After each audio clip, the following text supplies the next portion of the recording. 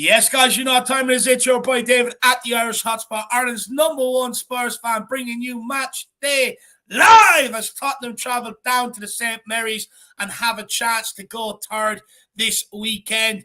Look, a week is far too long without a game, but we are finally back here doing yet another watch-along. As you can see, we've managed to drag Jack out of bed nice and early. Don't know how we managed that after being partly Irish yesterday and celebrating Paddy's Day, but how are you, Jacko?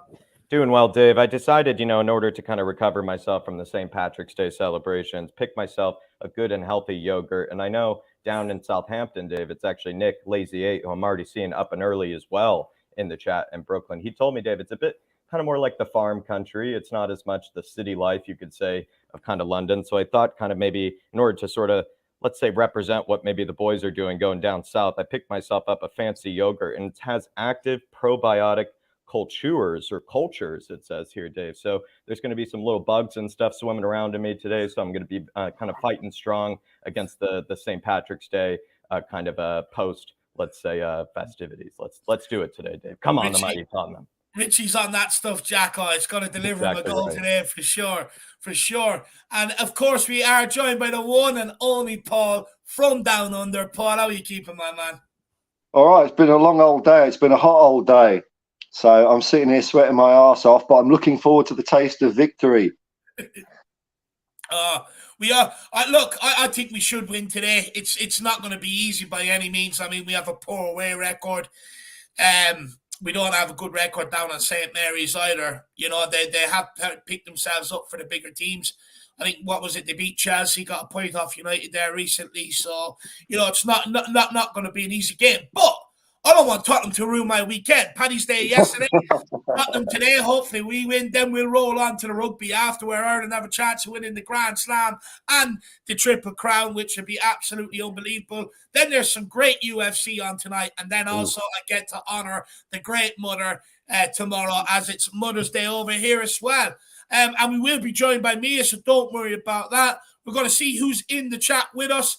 And then we're going to crack on and get talking about today's game. We've got Faz Radfar, 3-1 Spurs. He says, big up, lads, my favourite channel. I beg our fans to support Conte. It would be crazy to let him go and reset again. He will win trophies for us if backed, and Kane will stay for him for sure. 3-1 Spurs today. Come on, you Spurs. Absolutely love that. Really appreciate the kind words on the channel, Faz.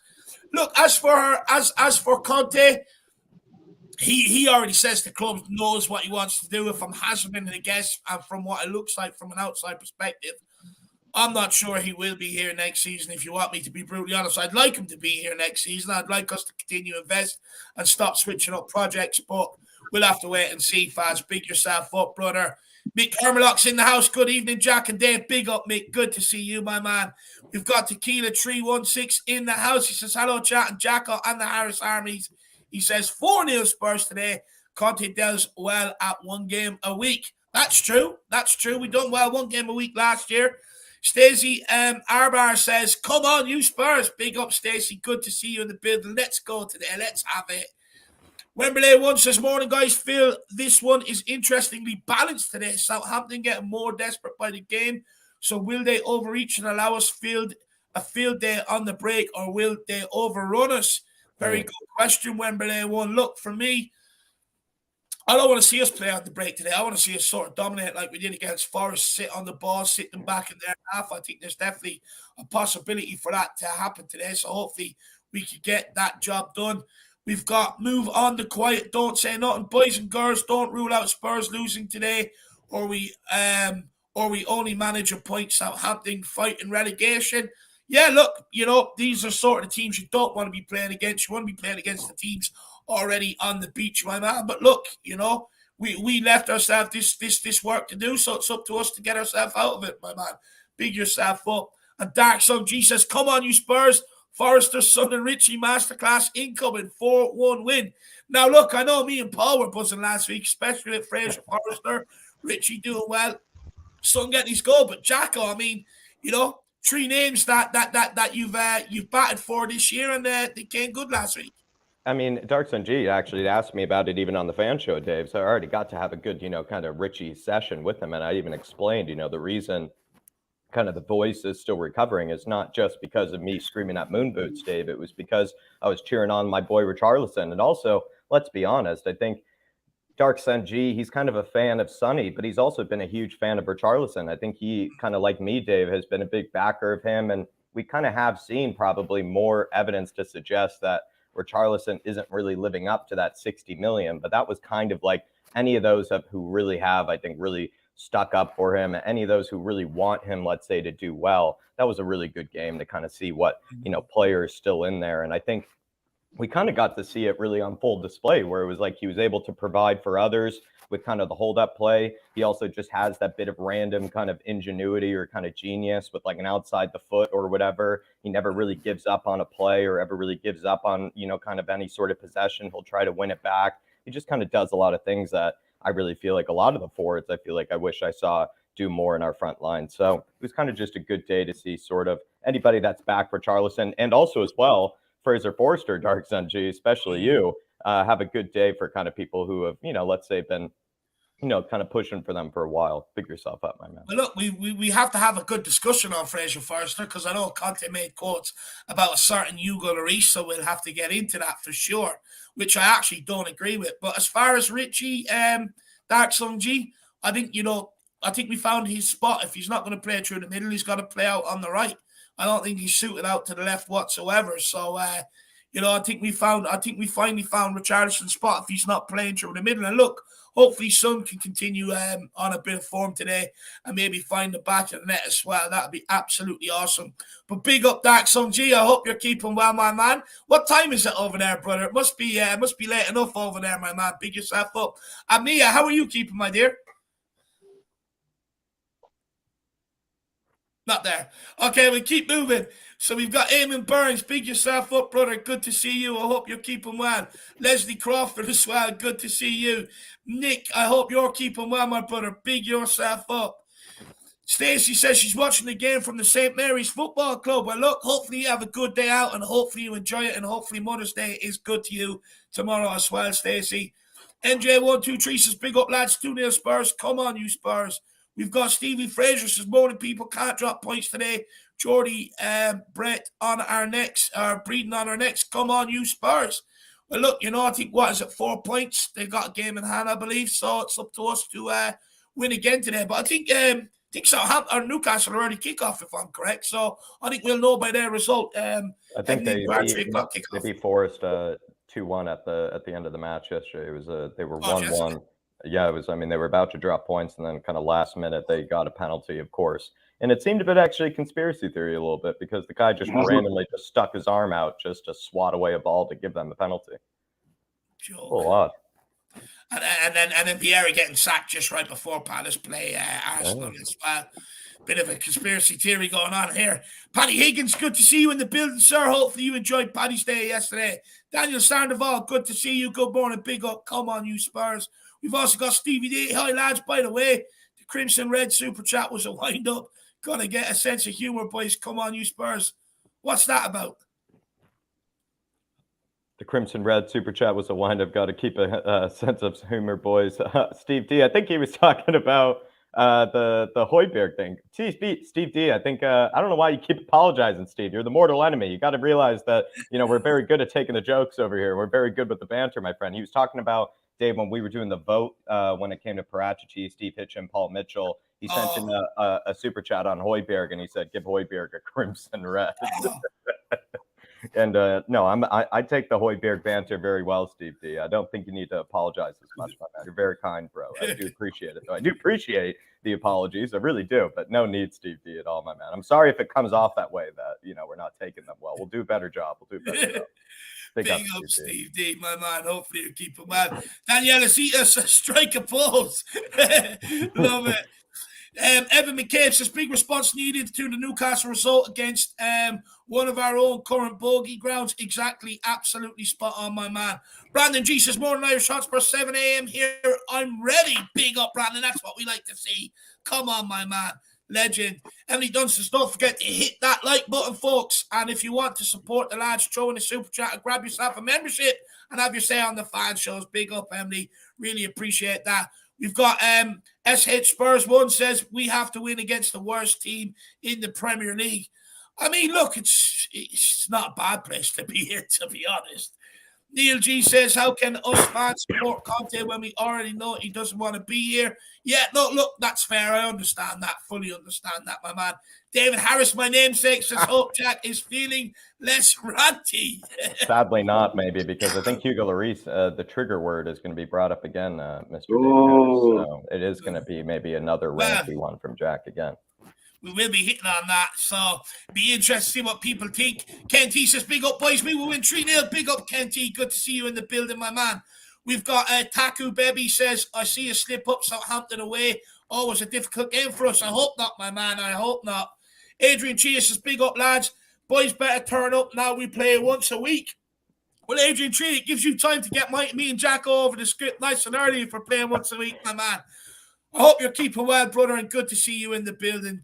Really appreciate the support, my man. Look, one day a week, it suited us at the back end of last season, and it should suit us this time round as well. We're going to take a few more because I like to welcome everybody in, and then we're going to crack on about today's game. Stuart Edmonds says the Saints needing to win could actually help us.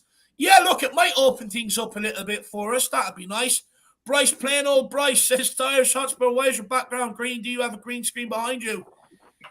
Yes, I do have a green screen behind me. Unfortunately, you know, I got someone bought me a green screen for Christmas along with a microphone and everything else. But it turns out my computer's actually a ball of shit and it's not strong enough to run anything on it. So I'm left with sort of half and half. Well, what do? Do I put an image up in the background and no one can hear me? Or do I make sure people can hear me and I just sit in my my emerald green behind me? So I'll sit with the emerald green for a while, and then when I get a new computer, my man, I'll have the green screen up and running. Big up, Brycey. Aaron Dove, good to see you. Hope you're keeping well. Hopefully you enjoyed Dermot's stream yesterday as well, my man. Big yourself up.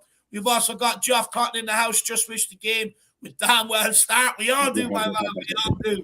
Wayne Bonner says, good morning, everyone. Hope you're all well. I'm pumped for the 3 points today. 5-0 Spurs. Come on, you Spurs. Big up, Wayno. Hopefully you're keeping well, brother. We need a big performance today. Hopefully you're off work to enjoy the game as well, my man. Big yourself up, Wayno. And then we've got Peter Spillane says, happy Paddy's Day for yesterday. Bit sad for me. First one without my wife. Glad to see my second team doing well. Derry, big up. Change to flat cap. Pete, come on, you Spurs. Pete, I'm sorry for the loss, man. I'm sorry to hear that, brother. But look, you know, you got to keep going. That's what she would want, my man. And look, Derry Sligo, it was a good game yesterday. A very good game, my man. Big yourself up, Peter. Who else have we got in the house? John N, member for 8 months, Dave Fanshaw member, John N is, and he says, Spurs is a 2-0 win today. Come on, you Spurs. Keep up the great work, guys. I'm binge watching previous streams due to work, but love to do it. He's watching back the previous streams, watching back the previous torture, John. I do appreciate it, my friend. And as well, the fan show yesterday, I think there were good calls all around. Even Mia, who is on here today, I had a great kind of opener with her. She was able to kind of just have a good sort of kind of warm-up call where we just basically chatted, honestly, for like 20 to 30 minutes. So I'd say check out the fan show from yesterday, John, as well. I think even over the time that we were away, you know, we had some good content. I wouldn't really watch the, you know, AC Milan stuff if you really don't want to put yourself through that. But anything after that, you know, been some good debate shows this week as well. Also, we settled the debate with Parachichi, John N, too. I mean, if you really want to find that out, you know, go ahead and watch that one with Sim or Ben on the cover and us, you know, the one from Thursday. We settled the Parachichi debate once and for all. Big yourself up, John. Big up, John, my man. 8 months as well, my man. Big yourself up, brother. Wow, that's a good stint, brother. That's a good stint. Big up, John. Really appreciate that. And look, watch your back to streams as well. Really appreciate it. And hopefully you enjoyed them, my man. Big yourself up, John. Then we've got Longy says defense has to be careful as Saints need to survive.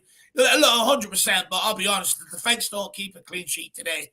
I'll go absolutely mad. Like, they failed to keep one against Forest last week as well. It's just not good enough. Kane02 says, someone in the chat, please help me write a Mother's Day card. Big up, Kane. Big Boss Man says, whoa, big yourself up, my man. We've got Finn Rickwood, score prediction, Southampton 1, Tottenham 2. Sue Smith says, bit of a banana skin this one, but aren't they all? Would expect us to beat the bottom club away or not. Look, when you're a Tottenham fan, I think, Sue, every game's a potential banana skin, isn't it, really? Stephen Thomas says, we are down to the fame to one game a week. Big finish to the season coming. I hope you're right, my man. I do hope you're right. C to the Fort says something up with Jack's mic quality, not as crisp as you'd expect from a mic like that. Sounds like a bit rate and quality has defaulted too low. Just guessing. Okay, I'll fix it. C to the fourth. I'll take a look at it, my friend. I'll take a look at it. Love it. Keeping us in check. Bryce and C to Fort. Love it. John Fitzpatrick says, big up there, my man. Good to see you, John. Hopefully you enjoyed Paddy's Day yesterday, you and the young family. Nick Brown says, I'm looking at a narrow 1-0 win. Who else have we got here? Derek Smith says, good morning. Big yourself up. Neil Shafton says, hey, Jack, is the pattern design on your wall actually spell a word? I remember when I was at the U of A, there was a Gold Waters that had a similar design, but it spelled shit if you stared at it right.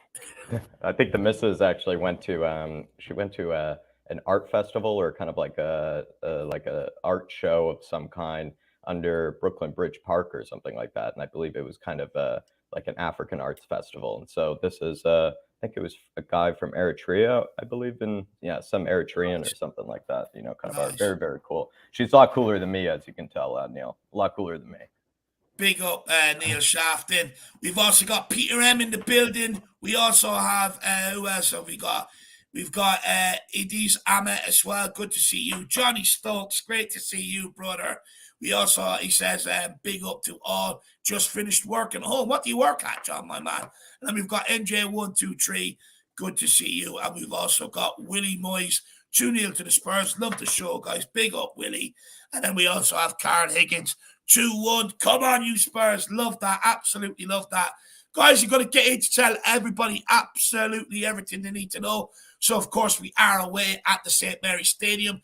Kickoff is at 3 p.m. today. Referee is Simon Hooper. Dark Sun G, let me know if you've any stats on this guy. VAR room is actually Tony Harrington. And then if you want to watch the game, it is on the USA Network in the USA. Not being streamed in the UK and Ireland like any of the 3 o'clock kickoffs, because they want to try and get people out to lower league games.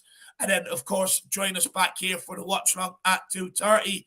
Tottenham are still missing Hugo Lloris, Basuma, Session, and Bentancur. I think a lot are waiting to see what the story is with Son. Wasn't seen in the training videos and was seen with an ice pack strapped to his hammy at the end of the Forest game. Also, there was no real clear indication on whether Emerson is back today, fit or not. Again, having to wait for a late fitness test. And then for Southampton, Valentino Livramento is out. Juan Larios is out. And Maitland is out as well. So now we're going to get into talking about various talking points. Everyone, smash that like button. Absolutely obliterate. If you want to win today, leave nothing to chance and absolutely smash that button. Also, feel free to smash that subscribe button. Big push to 10K is on. Let's get it done before the end of the season. Share the stream to your mother, your grandmother, a long-lost relative. I do not care. Make sure you share it and get them to smash that subscribe button and spread the awareness of the Irish Hotspur. Also, feel free to get in the super chat with your thoughts, opinions, whether you agree or disagree as we go along today's show. It is a great way to get behind your boys, Jack and Davo, and absolutely everything we do here. And also, it's a great way to support the channel. But look, don't worry. I know it's hard times. So the very least I ask you guys is to at least engage with us in the comments and get your comments in. We'll start with you on this one, Paul. We're going to get you back involved, my man. We have lost our last 4 away games and have only scored once. We have real problems away from home down the years. Why is that, and how do you change it? Because, like, when you think, even when you look at some of the cup exits, you went out to Dynamo Zagreb away. AC Milan this year, we ended up losing away. Nottingham Forest, we lost away. Sheffield United this season, we lost away. And this is sort of a trait that keeps rearing its head over the last few years. Away from home, we are absolutely dog shit. I mean, are they really put off by the crowd, do you think? The atmosphere? Well, Ben Davies said it, and he plays in the team, doesn't he? No, he didn't, did he? What was it he said? The crowd were too noisy. I'm kind of like, well, I mean, that's... Oh, no. Oh, we're fucked. We're fucked. One of our defenders said that in public. Yeah, Ben Davies after the Vitesse game. Do you not remember? Oh, God, man. Well, there's your answer, isn't it? They're just a bunch of scaredy cats. I mean, what can you do about it? Well, you've got to get rid of the same players we keep talking about, David, you know? We've got to get rid of the unholy trinity at the back. Yeah. I mean, do you know what it is as well, though, Paul? You've got to be able to keep clean sheets, right? You know, so when you're going away from home, sometimes you might have to rely on that clean sheet. But if you've got a defence that can keep a clean sheet, you know, it ultimately you'll have a team that'll be able to stand up to these sort of situations, stand up going away from home, not feel intimidated, confident in their ability. But when you look at our team, especially the last 3-4 years, can you say that about them? Can you say we keep clean sheets, that we can rely on our ability, that we're confident going into these games? Like, look at some of the teams we've lost to. Zagreb shouldn't be losing to them away. Sheffield United shouldn't be losing to them away. You know what I mean? AC Milan was one of the easiest away games we would have we could get in Europe. You know, but in fairness, you know, I mean, when you play away from home, it is a bit noisy, isn't it? You know, it's. I mean, how can you play football when there's all that going on? You know, it's gonna put you off, and that's why we're so good at home, because teams come to our place and it's like different noisy. Well, do you know what? I'm just hazarding a guess here, right? But when you look at quotes from a certain Harry Winks coming out and other players that maybe where it's like, oh, I'm going to cry to the press instead of take my issues up with someone inside Tottenham Hotspur. But then it's also, you know, I didn't feel wanted. You know, I didn't feel the love, this, that, and the other. And if that's the sort of noises coming out of some of these players that have gone, and there's still more in the squad, it's kind of like. Can you imagine a player? Paul, I wonder why we don't win away games when you've got players coming out not feeling the love from people in and around Tottenham. So if they can't even get it from the people in and around Tottenham, they're definitely going to crumble away from home, because you know the home crowd is going to sit there going, "We love Eric fucking Dyer." You know what I mean? Can you imagine a player like Robbie Keane coming out with some bollocks like that? I mean, you know, we used to have players that were so single-mindedly. I mean, he was like a laser beam, that guy. You know, he's not going to be put off by any crowd. Yeah. Oh, no, man. Well, you know, this is one of those things that Conte was supposed to fix, and I just don't think you can fix a fine stopwatch that's been run over by a steamroller, can you? But, Paul, we said the same about Jose Mourinho, right? You know, these guys come in, change the mentality and culture, but, you know, it just seems like, you know, some of the players you just can't do that with. Nah. Well, hopefully this summer, I've said this for about 5 years in a row, hopefully this summer we'll see the back of some of these ones. Or replaced, you know, upgraded big time. I think we need to for sure, Paul, because, you know, this can't keep continuing. You know, if you want to win trophies and you want a shot at a league title, you can't depend on them. Yeah, but you've got to be able to find results away from home as well. You know, you've got to be able to dig in them tough moments when the referee's against you, when the crowd's against you. You've got to be able to dig in. Me personally, I don't see us having that whatsoever. Jerry says, gold standard Spurs content. Big up the Jericho. Hopefully you're keeping well, my man. How's life treating you over there in where is it? Iceland? Is it Iceland? I think. Let me know how life is treating you, brother, and big yourself up. Also, send me a message. We need to get you on for a conversation someday, man. Big man. Jericho, good to see you. Big up, Jericho. Good to see you in here, my friend. And also, he has missing the car metaphors, Dave, when it has to do with the defense and Daniel Levy. He's very good at the metaphors, you know, talking about, you know, how we're not giving the right, you know, parts to the car. Big yourself up, Jorical. Right now, we're a car in a scrapyard waiting for, you know, an old dealer to find himself enthusiastic about the project, take us out and slap some paint and new tires on us, my man. Mia, where are you at with this away form, though, right? It's something that can't keep continuing, especially if you look at the away games. The one away against AC Milan virtually knocked us out the Champions League. Sheffield United knocked us out the Cup. Wolves away after that in the Premier League, you know, made it hard for us to, you know, harder to get top four. Same with Leicester before them Cup games. So, I mean, how do we flip this away form on its head?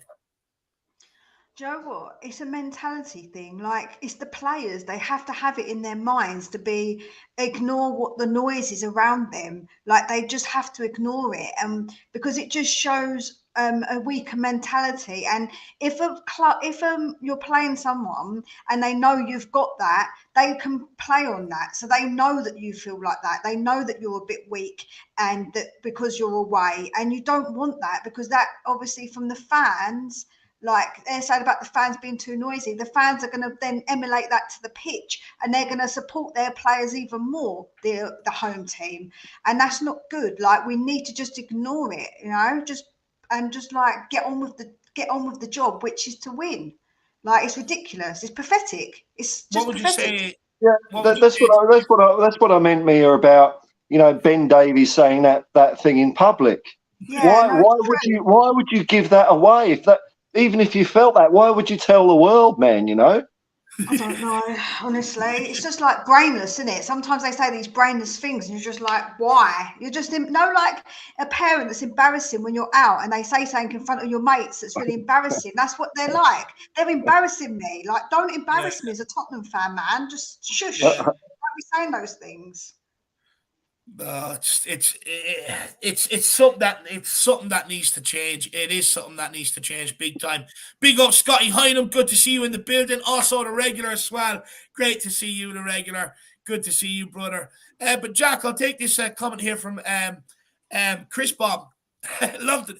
He says, if I told my boss that I can't work properly because the surroundings are not optimal today, he will either close the window or tell me to get a great atmosphere thing, but not a valid reason. I mean, it doesn't ever really feel like it could be an excuse in most settings of any job. You feel like, Chris, that, maybe the surrounding atmosphere settings, like, I think as well, even, I've worked multiple jobs as either like a bar back or as a server. It's as if, you quit the job the moment that all of a sudden it gets like a little hectic, the moment you start making money, the moment that there's a rush, all of a sudden all your tables are full, your whole section is full. Then you're basically saying to the boss man, sorry, I actually signed up for really only 2 tables, per hour type of thing. I mean, they would immediately, have you sold, or they immediately have you sacked for it. So I agree with Chris, but it's also, if we're really going to try to somehow fix this sort of away form or mentality, I think it more kind of starts with how you actually just begin the game, because with these type of teams, especially, that are very beatable, like I think Southampton, I think you have to just kind of start the game fast and start the game strong. I hate to use the Gooners ever as an example, but I feel like that's what's made them kind of successful this season, is that they always seem to start the game quite fast against some of these teams, and they'll get an opening goal within like 15 or 20 minutes. Even if they're not even playing all that great, they'll get kind of a goal within that 15, 20 minutes. And it really gives you a huge kind of bit of breathing room, and kind of gives you that confidence that you know what you're doing and that you know what you're kind of set out to do. And it feels like Spurs, we always leave it till late, or we're always leaving it later than we'd like to be able to score. And then that also gives the other team, of course, confidence to try to go for it as well. I'd rather we actually begin games a little stronger. Maybe that way we could kind of fix the away form, because it's hard to beat every team away from home 3-0, 3-1. You're going to probably have to try to only be able to beat them with only 1 or 2 goals. But I think it's more important when we score that first or that second goal. There's nothing worse than seeing us 2-0 down, everyone starting to point blame. Then they come out at halftime like they're sort of some real men, shoulders out, chest, pigeon chest. Oh, let's do this, boys. And it's kind of like, 45 minutes too late, you pleb. 45 minutes way too late. Like, look, I'm doing research on the back line because I'm going to be putting out something on there on it. But under Jose Mourinho's era, when we went into what was supposed to be his first full season, we conceded so many goals in the second half. It was either the first 10 minutes after halftime or the last 20 minutes again. We constantly kept conceding goals. So do you know what they said they'd do? Okay, well, we'll be better than that. We'll flip it and we'll start doing it in the fucking first half. We'll make sure we're 2-3 down and give us something to do.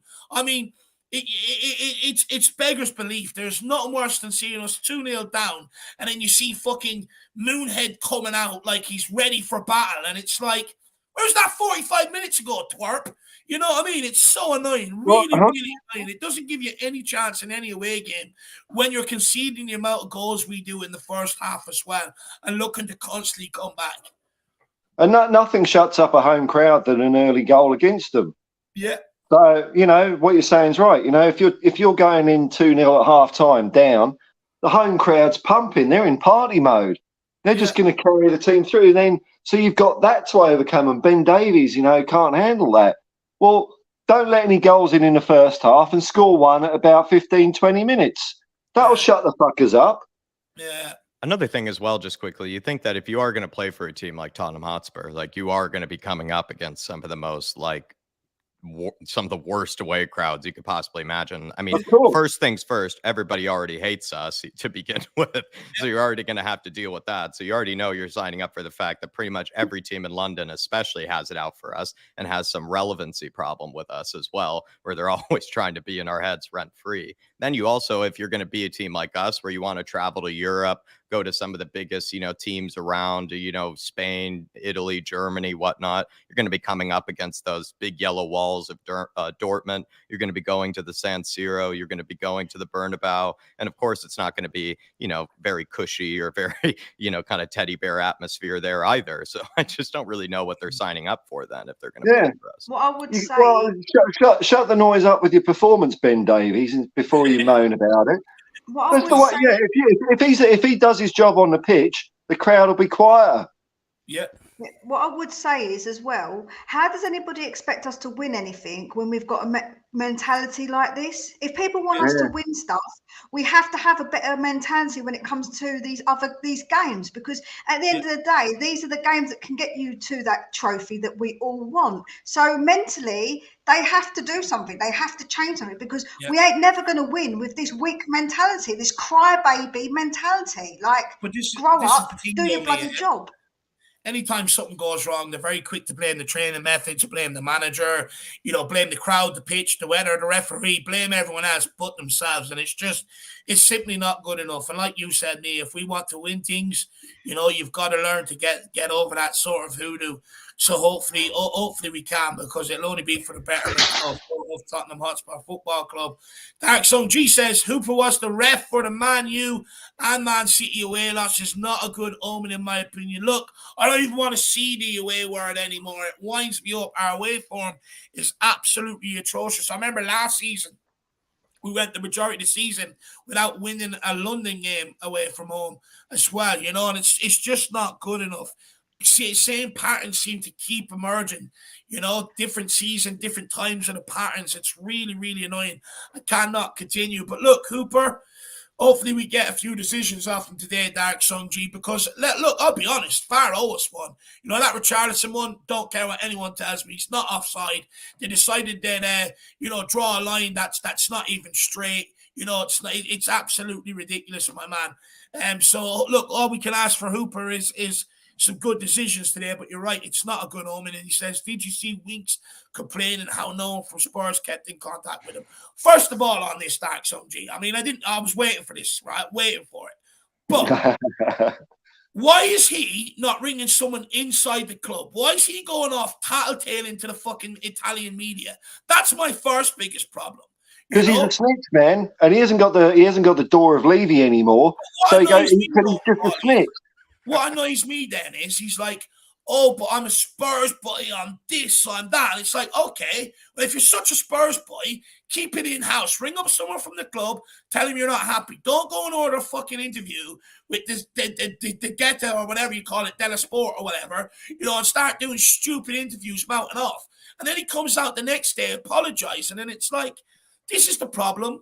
The guy wants to blame everyone else why it didn't work out at Tottenham, but himself. He won't tell you that the club offered him multiple contract after contract after contract through injuries to help see him out the other side. He won't mention that. But what he will mention is, oh, the club don't keep in contact with me. I didn't feel the love. I didn't feel the appreciation. Well, second of all, if you had the skills for people to appreciate, you would feel appreciated. You know what I mean? If you're going out there and you're playing like a scared little 10-year-old, afraid to get stuck in, picking up the ball and moving it 2 yards backwards, well, then how do you expect someone like me or anybody to appreciate you? And this is the problem with the culture and the mentality from these players from the last few couple of years that are still left here to rot. And I'm talking about the ones that are left over from Poch's team, some of the worst of it. They're just simply not good enough. And all they want to do is cry, moan, feel sorry for me. I had to go out to Vitesse and play away and the crowd were too noisy. Club won't keep in contact with me when I'm loaned out. Well, good. Get the fucking message. Get out my club. Get out. You know, I think the best, the quote he said that really got me was one. It was fairly recently, and he said something like, "Even when I had a good performance, they would drop me next game." And I'm thinking, when the fuck was that? When did you have this good performance? I mean, I can't remember one for like 3 years, maybe, and it was only like 2 or 3. I think he's bringing up his dreams again. I think that's what he's dreaming that he did, because I don't see it myself. When did you have a good performance? It's okay if you have a good performance, but you don't. He's basically, I compared it to a girlfriend who won't leave you alone. You said goodbye to her and she keeps begging to come back, and then she says something mean to you. Then she apologizes and says, "I'm so sorry, I didn't mean it." No, we don't want to know. Get the hint. You know what I'm saying? I think he's struggling. I think he's struggling with a relevancy problem at the moment, because he's over in Sampdoria. He's playing for a future relegated Serie B team. Like, he's headed off to the Serie B. I mean, that's already destined. But he's gotten a big head. I think he's playing he's playing week in, week out for a Serie B club, and he's just getting a bit of a big head. And he's, always kind of struggled, I think, with a bit of a relevancy issue. And so, compared to every other player that's out on loan, Sergio Reguilon, Jed Spence, Joe Rodon, they've all seemed to, keep their mouth shut, and they're playing week in, week out and everything. But I guess Harry Winks is, struggling, I guess, to keep his mouth shut, while, getting these games week in, week out. And, bless him for, getting these games that he rightfully thinks he deserves. But it just seems like maybe he has a bit of a relevancy issue here. Look, his trajectory. No one is thinking about why would anyone contact Harry Winks, because no one is thinking about Harry Winks. That's what he's struggling with. Fuck off, Harry. Honestly, if I was in the club and he rang up and says, no one's keeping in contact with me, I'd be like, yeah, because we sent you out for a reason. Now, fuck off. Anyway, big up Dark Sun G, my man. Really appreciate the support, brother. Big yourself up. It just really rattles me, really annoys me, some of the excuses I keep hearing. I don't hear any accountability, any blame on themselves. It's always someone else. It annoys me. It's like, next they're going to blame me, someone like me, for them not winning anything because they're watching my shitty little YouTube channel. Always giving out about me. I'm sorry, well, if I affect you, then you're definitely not David was mean to me. I can't play. Yeah. How do you expect me to play when you got Dave ranting the way he does? Little losers. Anyway, Adrian Gia says, easier to exercise ghosts than demons in our defence. Look. He's probably right. I'll be honest, as much of a problem as I have with them, I do actually want them to clamour some sort of form together between now and the end of the season. Then after that, fuck them off and bin them off. That's what we got to do. He might have a point here. Like the girl in Linda Blair in The Exorcist. How long was she possessed for? Was it maybe 3 or 4 years in total? And then it was gone? We've had Eric die nearly 10 fucking years. That's Exorcist 1, 2, and 3. Look, I'll be honest, right? Part of me doesn't want them to sort of get together and start keeping clean sheets, because the same shit's going to happen last season. Dave, you know what it's going to be, man. It's going to be now. Sorry. No, I was going to say, I'm going to end up talking about the defence, and people are going to say, Dave, they're good enough. Look what they've done for 5 games last season. It's like they're not going to be able to continue on. So in that regard, I don't want them to fool anyone else again, but I actually think they've been exposed more than enough. Just keep some clean sheets between now and the end of the season. Let us get top 4, and then we can bin you off and do better next season. That would be ideal. We're down to 1 game a week, aren't we? When it's 2 games a week, we're dog shit. We're leaking goals all over the fucking place through pirouettes and, Eric Dyer with the turning circle of a doner kebab. And now we're down to that nice and comfy, 1 game a week. You're right. I mean, they might, 5 or 6 clean sheets, and everyone was exactly the same thing happened at this point of the season last year, where they just got their shit together enough for us to get top 4. Yeah. Look, I want it this season. It's not enough, nowhere near enough, but I do want it just because it keeps me sort of going. Sport. Jack, anything you want to say to Adrian before we move on? Yeah, I feel like when easier to exercise ghost demons than in our defense, I feel like when it comes to this defense, Adrian, it's just Antonio Conte is just struggling as well to be able to just find any sort of competency from a consistent basis like Jose Mourinho did. I mean, Jose Mourinho, I think, tried to chop it, week in, week out and see which flavor of the week was working best with the defense. But I think in the case of what Conte, he's just trying to find whatever rhythm suits him best. And in my opinion, we'll get onto it later, but I think Ben Davies at left wing back and Longley at left-sided center back is probably the best thing we can do, is just keep throwing in more defensive-minded people in there, and we'll probably have a better chance of keeping goals out. But I completely agree. I think at this stage, they've become uncoachable, and I think that's what Dave's whole video essay is going to be about, Adrian, is how basically they are sort of the uncoachable defense. Yeah, 100%. That's exactly what it's about, Adrian Chia. Big yourself up, brother. Like I said, get that script over nice and early. We've got Dark Sun G. Jackie says, you never seen Skip do that at Norwich. No, I've never seen. That's true. Yeah, you never see when it comes to, complaining out on loan. Exactly right. But I don't know. It's just Dark Sun G. I think I'll say it again. I think it's Winks just when everybody else is off doing their thing on loan. Everybody else is off doing their development, having a good time, learning from their experience. He just still has to, stay in Dave's head. He still has to put us through further torture, through further torment. And he just honestly struggles with a bit of relevancy. Like, he wants to stay relevant when the issue is he just isn't. He's just, no one really is thinking about Harry Winks. No one wants to think about Harry Winks anymore. But sadly, he doesn't really accept that. He wants people to still remind you that he still exists. And I think that's even why, the club has come out and, told him to bring the comments back, because they just probably themselves literally did forget that Harry Winks had existed. Do you know what's worse, though? All you keep hearing from the guy since he's been over there is, oh, Tottenham, Tottenham, Tottenham. If he showed that fucking desire on the pitch when he was here, he wouldn't be out on loan right now. And I don't think he sort of comprehends that. It's like it's a wind up. It's an absolute wind up. But Dark Sun G, you're absolutely spot on. No crying from Skip. No crying whatsoever. Or Harry Kane. Sun G, huh? Or Harry Kane on his 4 loans. Yeah. Look, there's many examples we can use, absolute many. And then we've got Wayne Butterpaul. He says, we need a better exorcist to get rid of Dyer. Paul? Yeah. I mean, it's going to be like the power of Bill compels you. Get out of my fucking club.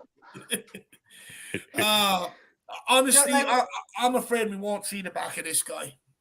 I think it's like the Hogwarts ghosts. They just don't leave the building. They just stay there forevermore. Like, that's what they're like. They're as good at defending as well. Yeah, which one's nearly headless Nick? I reckon that Dyer's probably nearly headless Nick, and Sanchez can be the bloody Baron.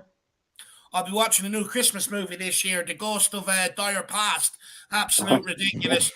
Big up Wayne Bonner. Make sure you get ready for the Christmas trilogy coming your way this summer or this winter. Wayne Bonner, big yourself up. Hill Messi masterclass for Sevilla coming up as well, Wayne Bonner, against the likes of Man United. Hill Messi masterclass incoming. Oh, I hope Gil shows up. I hope he does. AKA Gil Messi, AKA the 8th wonder of the world. And we'll take this from Dark Sun G, and then I've got plenty more talking points. Dark Sun G says Winks probably thinks that 2 games where he scored a lucky long-range goals were his best game, and he needed to start after those games. Royale or Porro. We'll get me in on the first part, and then we'll go around on the second part. Me about Harry Winks thinking them 2 long-range goals were world class, and he deserves to play because of them. I've got a word. He's delusional. Basically, that's the only word I can say. Is he's bloody delusional if that's what he thinks. Yeah, it is though. Do you know what I loved about it? Right? I remember all the time I used to sit there and talk about how scared Winks was in midfield, and I remember Jamie Carragher came out and done an expose on it, and I was like, "Thank fuck for that." I've been talking about it till I'm blue in the face. Now Carragher exposes him. Everyone sees exactly his frailties. And at the end of the day, if Winks wants to get to any sort of standard, go and watch what Jamie Carragher done on you. Watch what I say about you, and then go and do the complete opposite. And then you might actually be able to forge a proper career for yourself. As for Royale or Porro, very interesting conversation. Look, I think, first of all, credit to Royale. He's going through a good bit of a purple patch. Unfortunate with the knee injury. But with Porro coming in, he does offer more going forward to our attacking play. I think, with him being able to cross the ball, you look at Nottingham Forest, I think he had a hand in nearly all 3 goals. He assisted one. He played a beautiful ball into Harry Kane, who played Richarlison for the penalty. So for me, I think you got to stick with Porro. At the end of the day, I don't have any problems with Emerson, no qualms. I think he's brilliant defensively. I think he absolutely complements Romero. But right now, I think we've got to stick with Porro, and I hope Emerson sticks with it mentally, because there will be another opportunity there again for him in the future, and he's got to be ready to take it. But right now, I think I want to see Pedro Porro, but I also want to see him on free kicks, which we'll talk about a bit in a while. Jacko, where are you at with Emerson and Porro? Because you love both. You must be torn right now. I do love both. You must be I do like love both. family seeing one of them left out. It is, Dave, but it's also a good thing at the same time, because it's finally we're in a position where we can actually no longer have these headaches when it comes to right back. It did feel like, I was catching Dave taking a Tylenol every single time he had to pick a right back, for these, 11s, because it really was always headache, where it was Doherty or whether it was an out of form Serge Aurier. It was always just really like, just terrible to go through anytime, at Spurs with right back. And it feels like, could we be over the hill? Could we finally be maybe in this position where it's not as much of a headache to be picking between our options? We have a very good defensive option in Emerson Royale. He's learning how to be better going forward. And I think he's obviously showing recently that he's been a lot better going forward. But we also have a guy who's a lot more naturally better going forward, like Pedro Porro, who can really whip in the crosses when need be and has that mindset to try to be a bit more proactive than Emerson. But like I said before, we still then have the defensive option of Emerson, who's probably, it's sad to say this, but he might be the second most competent defender in general we have like in the team alongside Romero. And so I'm honestly happy that we just no longer have a headache to deal with anymore. And as much as I am in the hashtag save Emerson camp, I feel like I'm going to go with Pedro Porro today, because I do want this to not be too much of a meritocracy at Spurs where, people just get picked within the 11 no matter what. But I feel like, I don't want to really ruin Pedro Porro Nader's kind of flow, and I don't want to ruin his form right now. But anybody else kind of agree with me, disagree with me? Do you feel like, I'll even take this further, Paul and Mio, do you feel like Emerson and Pedro Porro, the next Kieran Trippier and Kyle Walker, may be kind of a comparison? Yeah, I think for me, I agree with Porro starting. I think that for me, he's the one that can provide. And if you look at the goals that Southampton have conceded, they're on like a minus 22 or 23 goal difference at the moment. So they concede goals for fun. So Porro gives you that bit of extra impetus going forward. So I would 100% would think that he needs to start over Royale. Also, I think that if it was working, don't try and fix it. So yeah. I think it worked. And against Southampton, I feel like we need to have that impetus more going forward. And I think that Porro offers that. Not that Royale is awful, but he's more of a defensive mind. So yeah. I don't know if comparison yet to them two, but we'll have to wait and see. I think it's a bit early to start saying them sort of things. That's what I would say about that. Do you agree with me, Paul, on the fact that it's no longer a headache, right, anymore to be picking kind of the right-sided defender? Well, it's less of a headache, but I've got a philosophical thing against the whole wing-back thing in general. Sure, yeah. Every wing-back I've seen in the world, which isn't many because I mainly watch Tottenham and we usually have shit wing-backs, is that they're never as good a defender as a fullback, and they're never as good a winger as a winger. So you've got this compromised position. There's kind of, So, but anyway, I would stick with Porro though, because I think he's shown enough. He's shown a bit. He's been. I mean, if you're going to have 3 centre backs, you probably want the wing back to be a bit more attacking than defensive. So, well, I don't know. What do I know about football? But he's taking players on, and if we I hope to God we just give him the free kicks, because he's done enough with those as well. I mean, this could be sooner or later that could be the difference in a game. Free kick, 28 yards out, Porro's on it, bang, it's a goal. We've been missing that since Eriksen went. No one can score free kicks. Yeah. I agree. We do need to get that nailed down. And as much as I love Harry Kane, please relinquish the ball to Pedro Porro and let the He postman just hits the deliver. wall all the time, man, doesn't he? You've got to let him deliver. But big up Dark Song G. Hopefully, let us know where you're at, Emerson, Royale, or Porro. You must be torn. But guys, I also want to ask another question just off the back of that. Our right-hand side, are we all in agreement that that doesn't really need to be touched this summer? That's one thing we can check off. So right wing back, you've got Porro Emerson, which me personally I'm happy with. I think you've got one that's exceptional going forward, and the other one really digs in with Romero as well. And then I think also on the right-hand side, I'm happy with Kulu and Richie, deputizing on that right-hand side. So for me, I think it's an area I don't think we need to touch or need to spend money in this summer. I think the left side really needs to be upgraded, plus the centre-back and the goalkeeper. But for me, the right-hand side, I don't think needs any upgrade in this summer. Where are you at, Jack? I think we need a backup for Romero, though, Dave. We do need a Sanchez replacement or a Tanganga replacement. Apart from that, bring back Hill Messi, and your right-hand side is completely satisfied. Where are you at with it, Paul? Yeah, no, I'm quite excited about the right-hand side of our team. Not so much, the middle of the back and some of the left hand is a bit wonky, but you can see a lot of movement going through that right-hand side. And when they start to get that understanding, because they haven't really been playing together a long time, but Romero, Porro, and I think that's where Porro was sold short in his first couple of games. I think first game he was Sanchez. it was Sanchez, and in the second game it was some other donkey bollocks, wasn't it? It was who the fuck was it? It was some shite player. It wasn't Romero anyway. Yeah. And so when he was playing with Romero, he also was putting good tackles in. So but the Romero Porro.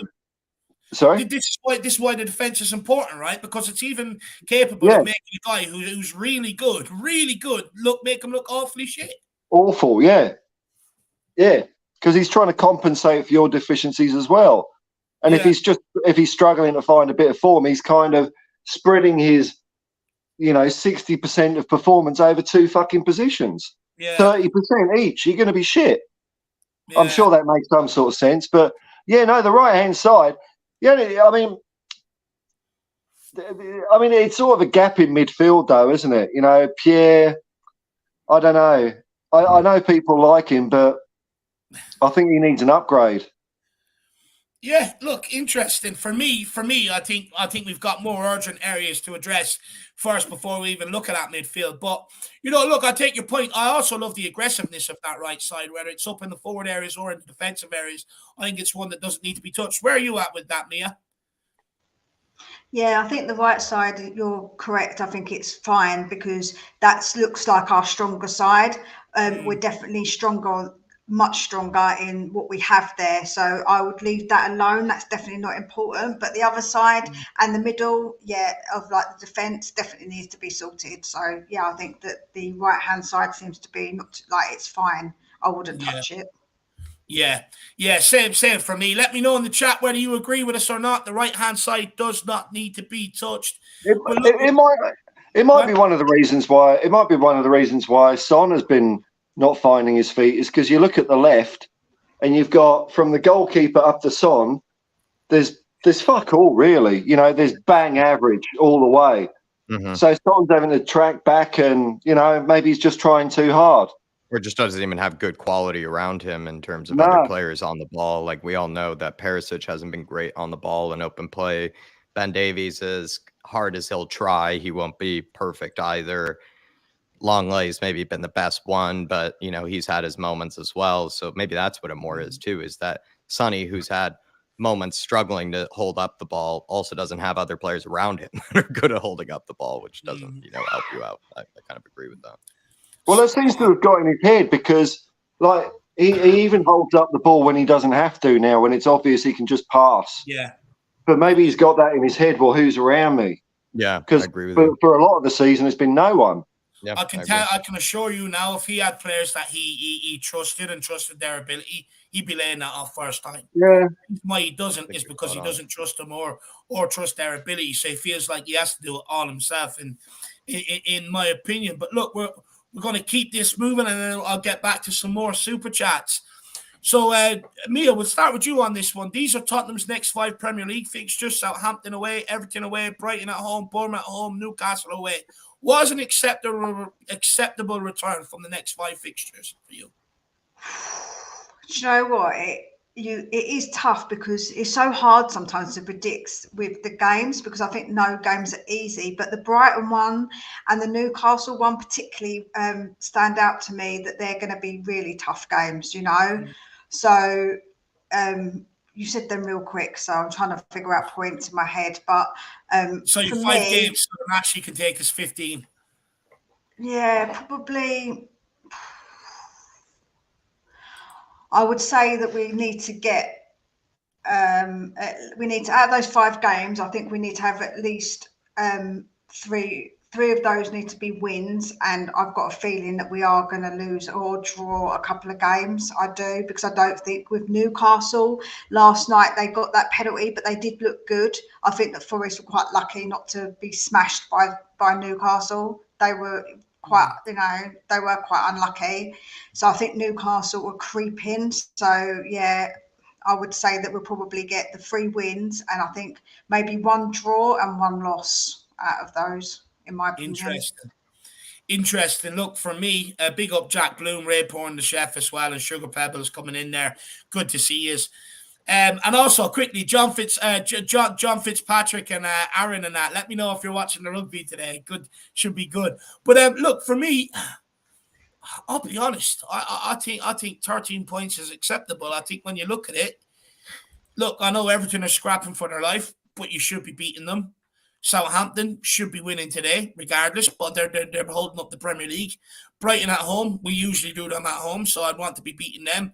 Bournemouth at home, we should be beating them with ease. Newcastle away is the one where I'm a bit dubious. We haven't done well down there traditionally over the years. So for me, I think 13 points is acceptable. Anything less than that, I'll be quite angry. Jacko, where are you, man? Yeah, I'm only happy really dropping. I mean, I would, of course, want 15 points, but you could slip up somehow, some way. And if I were to see us slipping up, where I could see it being more acceptable or maybe understanding is perhaps Everton away. You always know with Sean Dyche, he could maybe just frustrate you and just somehow make you drop 2 points. Probably would be terrible if we dropped all 3, but I imagine we could drop 2 points there, considering it is away from home and they are desperate. And then Newcastle away, we know, is just always a tough fixture no matter what, even without, the recent form and everything. But I would say they look like a bit of an easier team than maybe they were a few months ago. So I would say either Everton away or Newcastle away will be tough. Interesting. Big up Rory as well. Good to see you in the building. Long time no see. I hope you're keeping well, brother. Paul, where are you at? Surely, 12 points is the minimum. We should 15 points. 15 points, because I'll tell you why. If it's anything less than 15 points, then sometime in the next 5 weeks, I'm not going to be happy. And I just want to be happy all the time. So I want 15 points. Come on, Spurs. And after that, I think we've got Man United. I think we've got Liverpool, some tough games after that. So we really have to be taking as many maximum points as we can from them games for sure. Dark Song G says Davies is more useful than Dyer because Ben Davies is homegrown. Yeah, look, he's homegrown. Look, he's done well out at left wing back as well, to be fair to you, since he started. Fucking Toe Jam is homegrown. No, but this is the thing. Eric Dyer not being homegrown is what makes it even more perplexing as to why we continue to persist with a guy. Like, he's not even homegrown, whereas Ben Davies technically is. He was only made homegrown though last season, you know what I mean? So but it's kind just of to get, if he wants more of a leg up ahead of Dyer, there it is, is the fact that he is homegrown and he's already been a better defender, in my opinion, than Dyer this season. Does that mean if Dyer stays another couple of years, does he become homegrown, or has he missed the boat on that? I don't think so. I think it's because he sort of grew up in Portugal, came through right. Portugal. I remember the YouTube clip of him kissing Jose Mourinho's ass in Portuguese. I forgot that one. But look, I'll be honest, Dark Sunday, I just want to move on from the lot of them.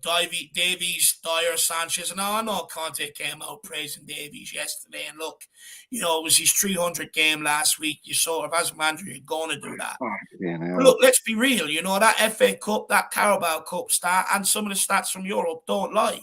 When these 3 guys play, we end up suffering defeats. We end up going out. So for me, I just want to be done with it altogether, to be honest, Sonji. I think these guys are holding the club backwards, and they're doing it to the best of their ability, and it should never be allowed to happen at a club like I mean, Tottenham. have you any idea how it used to be that you used to have to be a bloody good player at Tottenham to make 300 appearances? I mean, you look at the list of 300 appearances. There's no mugs in there, man, and there's plenty more lower down as well that are great. Yeah, it's a disgrace. Look, this is something me and Jack have been on to for a long time. It's kind of like, look, regardless whether you think Dyer and Davies are good players or not, do they warrant being here 7, 8, 9 years and really getting a testimonial? Have they given a service? But have they given a service that you would expect a legend to give, or someone that's been here for that long? Have they given a testimonial's worth of service? No, they haven't. Nowhere near it. In fact, they've done more damage to this club than good, but they're still here. I don't understand it. Moondog says, good afternoon, Dave, Jack, Paul, and Mia. Power bet. Definitely get the power bet. Yes, that's it. I'm telling you now, the assist is coming today. But if you look at his training video, left foot, right foot finishes, I would not bet against them to score today either. Very tiny finishes in training from the wing back, my man. Big up, Moondog. They're the goals that Tottenham described as like outrageous goals. And I'm watching this video, and I see him like do a couple of shots, and then the video ended, and I'm waiting for the outrageousness. Oh, absolutely. Good finishes, though. I do want to see more of it. At least I know there's a player in there that can play with both feet. Because when I grew up, you had to be able to use both feet. There's no excuse for it. Now you're seeing guys, I can't kick it on my left, so I'm going to come in outside my right and put themselves in danger. It's madness. Phil Coyce, big yourself up. He says, big up to the Spurs family. 3-1 Spurs. Kane with 3. Ooh. Big up, Phil Coyce. Hopefully, I like the sound of that. Hopefully you're recovering, my man. Hopefully you're recovering. Look, what I will say is I have an interesting Richie stat for people, so we'll get onto that near the end. Harry Kane to score another couple today. I mean, look, he wants that golden boot. I've no doubt he believes in his mind he can catch Erling Haaland, and today would be a great start. Plus, he owes Southampton in the last couple of recent away games. One of them, he was given a goal away because he forgot to cut his toenails the night before. They said he was like, his boot was an inch offside or something like that. And at the end of the season, then they came out and they're like, oh, yeah, that was a wrong decision. It should have been given. So Harry Kane owes them. And hopefully he puts them to the sword today. 3 goals. Try and disallow that VAR. That's what I want. Big up, Phil Coyce. There's only one Phil Army. Big yourself up, Phil. Phil Army, he's growing strong here at the Irish Hotspur. It's going very, very strong. Big up, Phil. And we've got this from Dark Song G. And then I actually do want to get into talking about what I feel are controversial quotes from Conte on Hugo Lloris. Dark Song G says, what I really want to see is Royale at right-sided centre-back, like how sometimes James plays there, Reece James for Chelsea. And when their centre-back are out injured, 2 centre-backs, 1 left wing-back, 1 goalkeeper, 1 midfielder, 1 winger. And Lucas, that winger needs to be Lucas' replacement. Jack, what would you say, Dark Song G? I've really tried to go against trying to move Royale into different positions because I've said before, like he's already trying to learn the right wing back position, which is new to him. It feels kind of harsh to then teach him a new position like right-sided center back because we already have 3 players that can play the position there. It just happens to be the case that all of them are sort of incompetent at being able to do it. And if Royale at this stage is the best option, Dark Sun G, I'll be honest, I don't know if I can really muster up any sort of kind of convincing when it comes to Sanchez, Tanganga. I just know they will fail us. I just know they won't be able to do a job. So I'm going to be honest. If it ends up being the case that, let's say, Romero is out or something like that, and we don't have a Romero, I would absolutely play him at right-sided center back, Emerson. I think he would do a better job than Tanganga. I think he would do a better job than Sanchez. And to be honest, he'd do a better job than anybody else other than Romero at right-sided center back. And I do really think he's basically the second most competent defender we already have in general, which is a sad thing to say because he's not even a center back to begin with. So it's I didn't originally want this. It's not something I, asked for, but it's that bad of a defense, Dark Sun G, that I do think he probably is the next best right-sided center back option if Romero had to be moved elsewhere or if Romero were out for a game. You know what? I was asked this, at some stage this season, would I would I like to see Emerson play right side of centre back? And look, my answer at the time was, I don't think he's anywhere near good enough on the ball to play there. But at least he stays on his fucking feet, right? You know, that's already gives him the head over Sanchez. Tanganga, not good enough there either. So I'm at the point where, yes, I would see it, but we've got to stop doing this at Tottenham Hotspur. Just go and buy another right-sided centre-back, you know, to come in here and learn off Romero and back up to him. That's good enough. You can't keep... Like, you look at our defence, Dyer dragged from CDM to centre-back. We wonder why he's committing the mistakes he is. Davies grabbed in from left back to left-sided centre-back. We wonder why we concede the goals we do. Sanchez being drafted in, just never been good enough. So, look, I'm at the point where, yes, I would dark Sung-Ji, but I think most people probably agree with me as well that, you know, this can't keep continuing. You got to stop grabbing players from other positions where they haven't worked out and go, oh, you fit in here, you fit in there. You know, you got to just make sure you've got the full squad this summer. Like you're saying here, 2 centre-backs, 1 left wing-back, 1 goalkeeper, 1 midfielder, 1 winger. Look, the midfielder I would hold off on. I don't think that's actually emergency or necessity. I think Højbjerg, Bentancur, Skip, Sarr, I think I'll be happy enough with that next season. I just want to see the goalkeeper upgraded, centre-backs in here for the love of God. 1 left wing-back. I think there might be a spot back here for Reguilon. So then that leaves you money to go and get a winger and replace Lucas Moura. But for me, the winger's got to be someone that is a specialist on the left-hand side that'll give Sonny competition, because I think Richie is far better on the right-hand side. But big up Dark Sung-Ji, my man. Really appreciate the support, brother. Now, we're going to get into talking a bit about some of Conte's quotes from his pre-match press conference. Let me get there. Where is it? I haven't seen these yet. Well, so here's the first one, and we'll start with me on this one, and then we'll come to you, Paul. Antonio Conte, Mia, has confirmed that Hugo Lloris will reclaim his spot. And I'll go to Jack last, because I know Jack's passionate on this. But Mia, Antonio Conte has confirmed that Hugo Lloris will reclaim his spot in the Tottenham first team once he returns to fitness, despite Fraser Forster's recent heroics. Is this fair on Fraser Forster? To you, has he shown enough to be able to keep his place and goal? Absolutely, he should keep his place. To me, he's been playing with such confidence and he keeps everybody so much calmer, where I think that Lloris is so erratic, and this unsettles everybody in that back line and just unsettles the team completely, because even when he kicks the ball long, a lot of the time it doesn't even get to one of our players. So what is the point? He kicks either out or to one of their opposite players.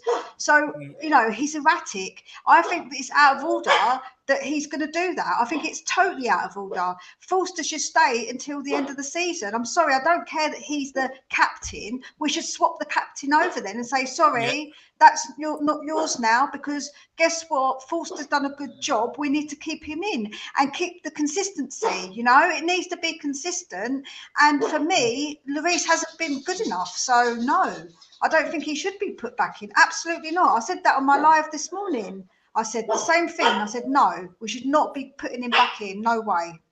Look, I absolutely agree with you. But Paul, if Hugo Lloris walks back in here, it doesn't send out a good message to everyone else around the squad that no matter how well you play when you come in for players making mistakes, the favourite players or the players here long term are always going to be selected regardless of performances, right? You look, I know Jack will probably give us the facts, but like look at the amount of mistakes the guys made this year, and then he's walking straight back in the team as soon as he's fit. It's not right. Well, I mean, he might just be giving Hugo. Well, this is what I hope. I hope he's just giving Hugo some lip service, because he's not. You know, if the Tottenham medical department says he's going to be ready next week, he's going to be out for the season, isn't he? So, but no, I agree. I agree with what Mia said. I think Fraser Forster is like when he gets the ball at his feet, I'm not shitting myself. Yeah. I'm not thinking, oh fucking hell, is he going to turn into Mr. Tickle or something?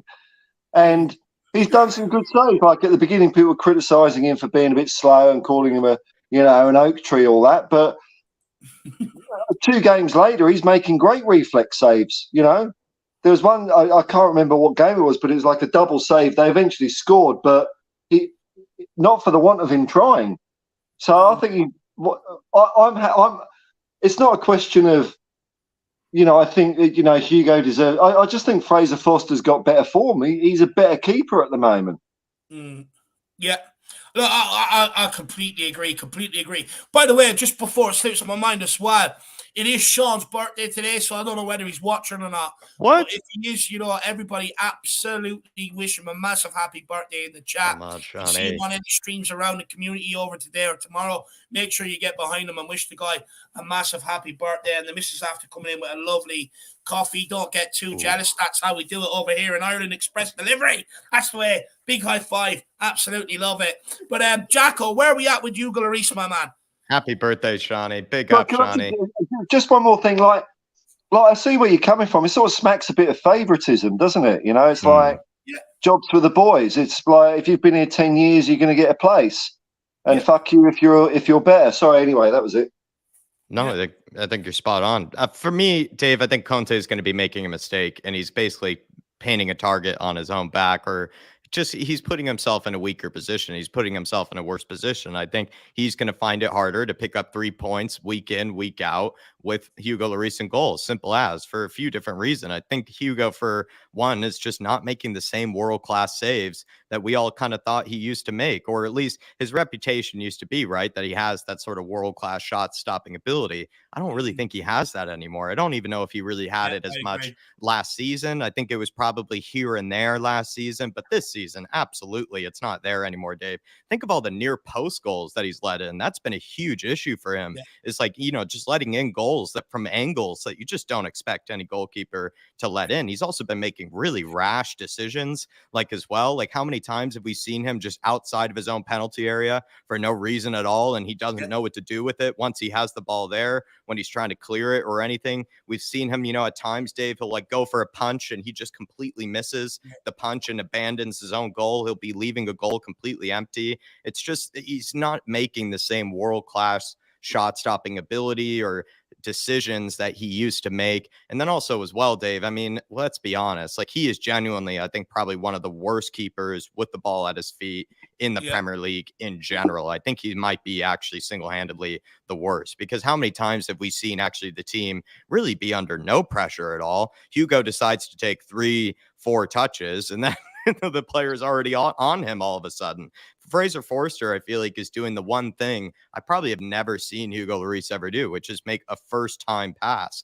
Fraser Forster is capable of making a first-time pass with his left foot and with his right foot. Hugo Lloris has to watch the ball be trapped. He has to see the ball go down to the floor, and then he has to look up, pick out a man. It takes about 10 more seconds than it does Fraser Forster, and it makes it so much easier for us to be pressed. It makes it so much easier for us to be put under pressure. And another thing too, Dave, is just, I feel like Hugo, he doesn't even have leadership, kind of mentality or abilities. How many times have we seen him make atrocious decisions or atrocious mistakes, and then he's throwing his arms up at someone else? He did that against Sessignon in the North London derby. In the North London derby, when he let in that near post goal, he was throwing his arms up at Sessignon for some reason. He thought Sessignon, was the culprit for the mistake. He's not a guy that's willing to even take criticism on himself. Remember when he was even asked about the mistakes he's made this season, he said he looked back, watched all of them, and said, I absolutely stand by all of the things that he didn't. He couldn't show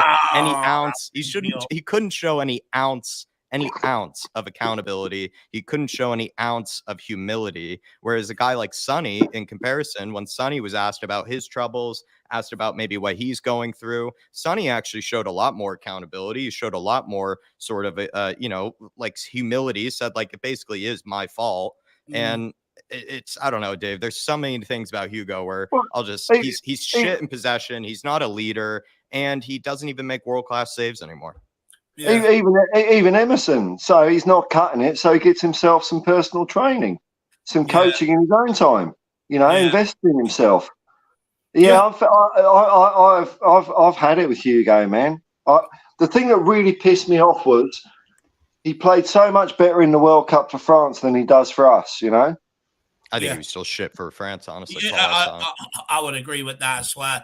John Stokes says Forrester's so much calmer, better distribution, puts defenders at ease, which I agree with. I think fact Spot that on, he's John. good on the ball, it does sort of take the pressure off them defenders and the nervousness off them because they know they could go back to him and he's reliable.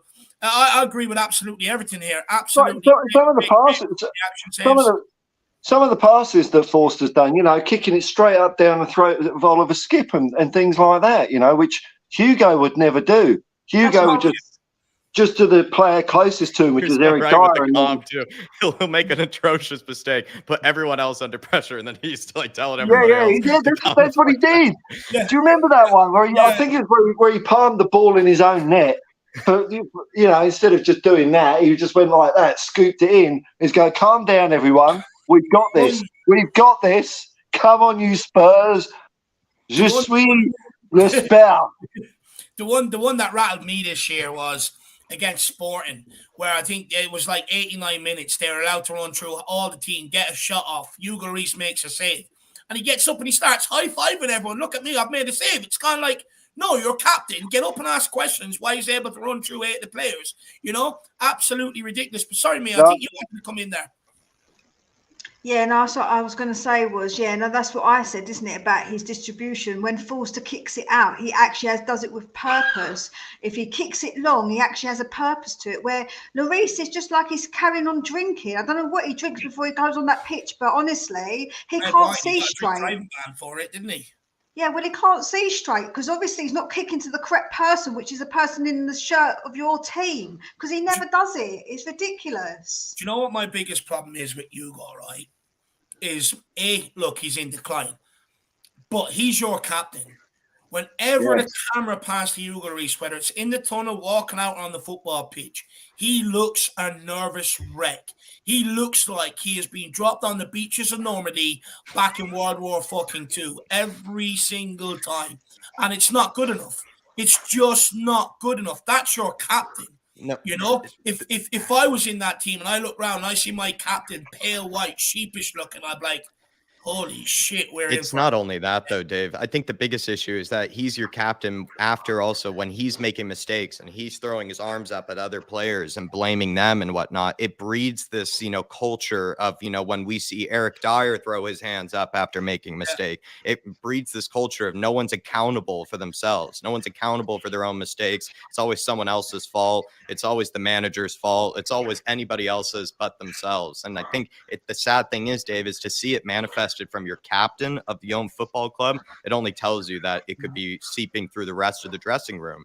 If someone who's supposed to be the leader of the team is blaming others for making mistakes that are his own mistakes, that only tells you what the mentality can be. And we ask ourselves, Dave, about the mental block. We ask ourselves about the mental issues of this team. Maybe it's coming from the captain. I hate to say it. Do you guys know when he's going to be fit again? He was out. He was what was it? 5-6 weeks ago. He got his injury, and it was supposed to be 8 weeks. But like you said, probably the end of the season. Okay, that's good. All right. But do you know what? Go on. It's like we need somebody who's a leader, who's a bit like Romero, because if someone did, not that we want Romero as, because obviously I don't know, like that position being a captain isn't good, but we need someone like Romero who, if someone does something wrong, he's going to go up to them and be like, listen here, you absolute idiot, what are you actually doing? With that passion, because see how much passion Romero shows. That's what you want from your captain, that passion and that desire to, and also to tell them if they're wrong, say to them, come on, what the hell are you doing? You need to do this, do that. And that's what you need. You need that passionate person. I know some people say you need someone who's calm and collective, but I even think Kane's not a good captain. He's too quiet and too a bit too passive. He hasn't got a good record as captain, has he? Since he's got the army. We don't want him to be passive. We want a passionate leader. We want someone who's got passion, who can lead them, to lead men. You need to be a strong leader of men, and none of the people that have been captain so far in the team lately have been that, in my opinion. And probably back to the mentality, like Jack alluded to. Some of these guys being captain. Look, I like Kane, but the reality is that. Since he's been captain and took it over from Hugo Lloris, there's been some lackluster performances. It doesn't look like he's around screaming at people on the pitch, getting them up for games, and that's what you need. Look, it's all well and good saying, I'll do it in the dressing room at halftime, before the game, and everything else behind closed doors. but you've got to be able to fucking hold people account on the pitch in the moment. You know, that's a big part of being a captain, waking people up, getting more out of them in the moments where things aren't going so well. And we don't seem to have a guy that wants to do that. Now, I know when I listen to a lot of players coming out of the game recently, they're all saying, well, you can't do that on the pitch nowadays because that player is then in the dressing room going, don't embarrass me like that out there on the pitch in front of the fans and all. It's kind of like, well, I mean, your performance is embarrassing, so I mean, I'm going to hold you to it. So, you know, but this is the mentality that's creeping in altogether. You know, if you're walking out the tunnel behind Romero, you're like, okay, this guy is, no matter the crowd noise, no matter the pitch, the weather, the referee, this guy is going to stand up. He's going to be held accountable. He's going to smash people, and he's going to be up for the fight. When you walk out behind Hugo Lloris, you're going, oh my God, I hope he doesn't make a mistake. You know, look at him. He looks so nervous, the coward. Look, don't get me wrong. Hugo Lloris has been an absolute brilliant servant to Tottenham Hotspur. Signed in 2012. He really restored my faith in the goalkeeper position at Tottenham. I didn't rate too many of the goalkeepers that I was seeing before that. But Hugo Lloris really sort of gave me, you know, a respect and an appreciation for goalkeepers at Tottenham Hotspur again. And an absolute unbelievable servant. But he is in decline. He's no longer offering to the team what he used to offer, which was that reliable, steely, good shot stopper behind the defence. It's now becoming a problem and contributing to the errors. And that can't keep continuing. Look, I do blame the club in a way because it shouldn't have been allowed to get to this point where Hugo Lloris looks so far past it in front of fans that he's given the pleasure to, you know, in years gone by where fans have been like, what a servant and everything else. And I feel sorry for him in that regard. But, you know, we've got to stop being fucking sentimental at this club. You've got to stop the sentimentality. Oh, he's been here since 2012. He's got to play this, that, and the other. He's been here 13 years. Some people's career only lasts 13 years. He's past it. He's not good enough anymore. And we just have to move forward into a new era at Tottenham Hotspur. Anyone, anything else they want to say? I would just pull up Simon Davies' comment too. He was saying, I would give this armband to PEH. At least he puts a shift in, even if he's not playing great. And I think that's what a lot of people feel about what the captaincy is. At least Højbjerg, I think they know, even if he's not playing great, he'll be more accountable if he's making mistakes. He'll keep everybody else more accountable. He won't be throwing his arms up at people. He'll be more of a classic captain leader than what Hugo has ever been. Sorry, Paul. I think as well. I think no, it's like Lloris could be the best goalkeeper on the planet still, but it's the wrong position to have to be a captain. You're not out in the field of play. I mean, by all means, the goalkeeper runs the penalty box, you know, but outside of that, what can Hugo do? And it's the same with Harry Kane. It's another specialist position. It's centre forward, you know, person who scores the goals. So I think, Paul, Harry Kane, I can actually understand a little, right, because he sits so far back on the football pitch in front of the back line anyway. It's sort of, he's in the heat of the action. I think you need to be looking, you know, you need to be not looking over your shoulder, you know. So I think Romero is a great shout because, I mean, let's face it, I don't know what the stats, whether the stats would back me up on this, but I'm pretty sure that our loss percentage is way higher when Romero is not on the pitch than when he is. I think we really struggle when he's not in the game. So the problem I've got with Pierre being captain is that he's 50-50 sometimes. And I know, you know, he can put a shift in, but I think Romero is the guy that gets the ball and progresses the play where he doesn't really have to, you know. He could be a safety first kind of defender and still be world class, but he goes that extra mile by pinching the ball and getting us back on the front foot. And I think he'd be a good guy for captain. I don't think Romero's ever going to have safety first, is he? Let's be honest. No. The way that he is. He's not the guy that reads the fire instructions on the extinguisher. He's smashing the glass immediately. Love it. No, anyway, better not mention too much more on Romero. We want to keep me on the stream for the whole stream. We don't want her disappearing anywhere.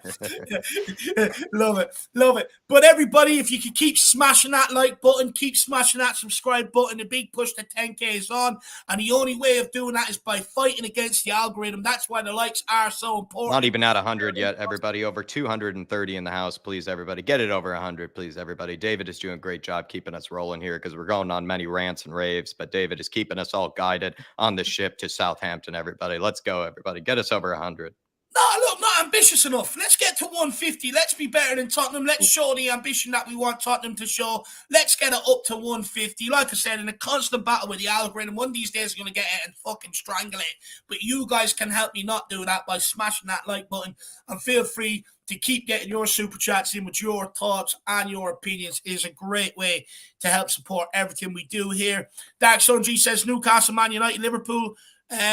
Week will be top 3 or 4 fight.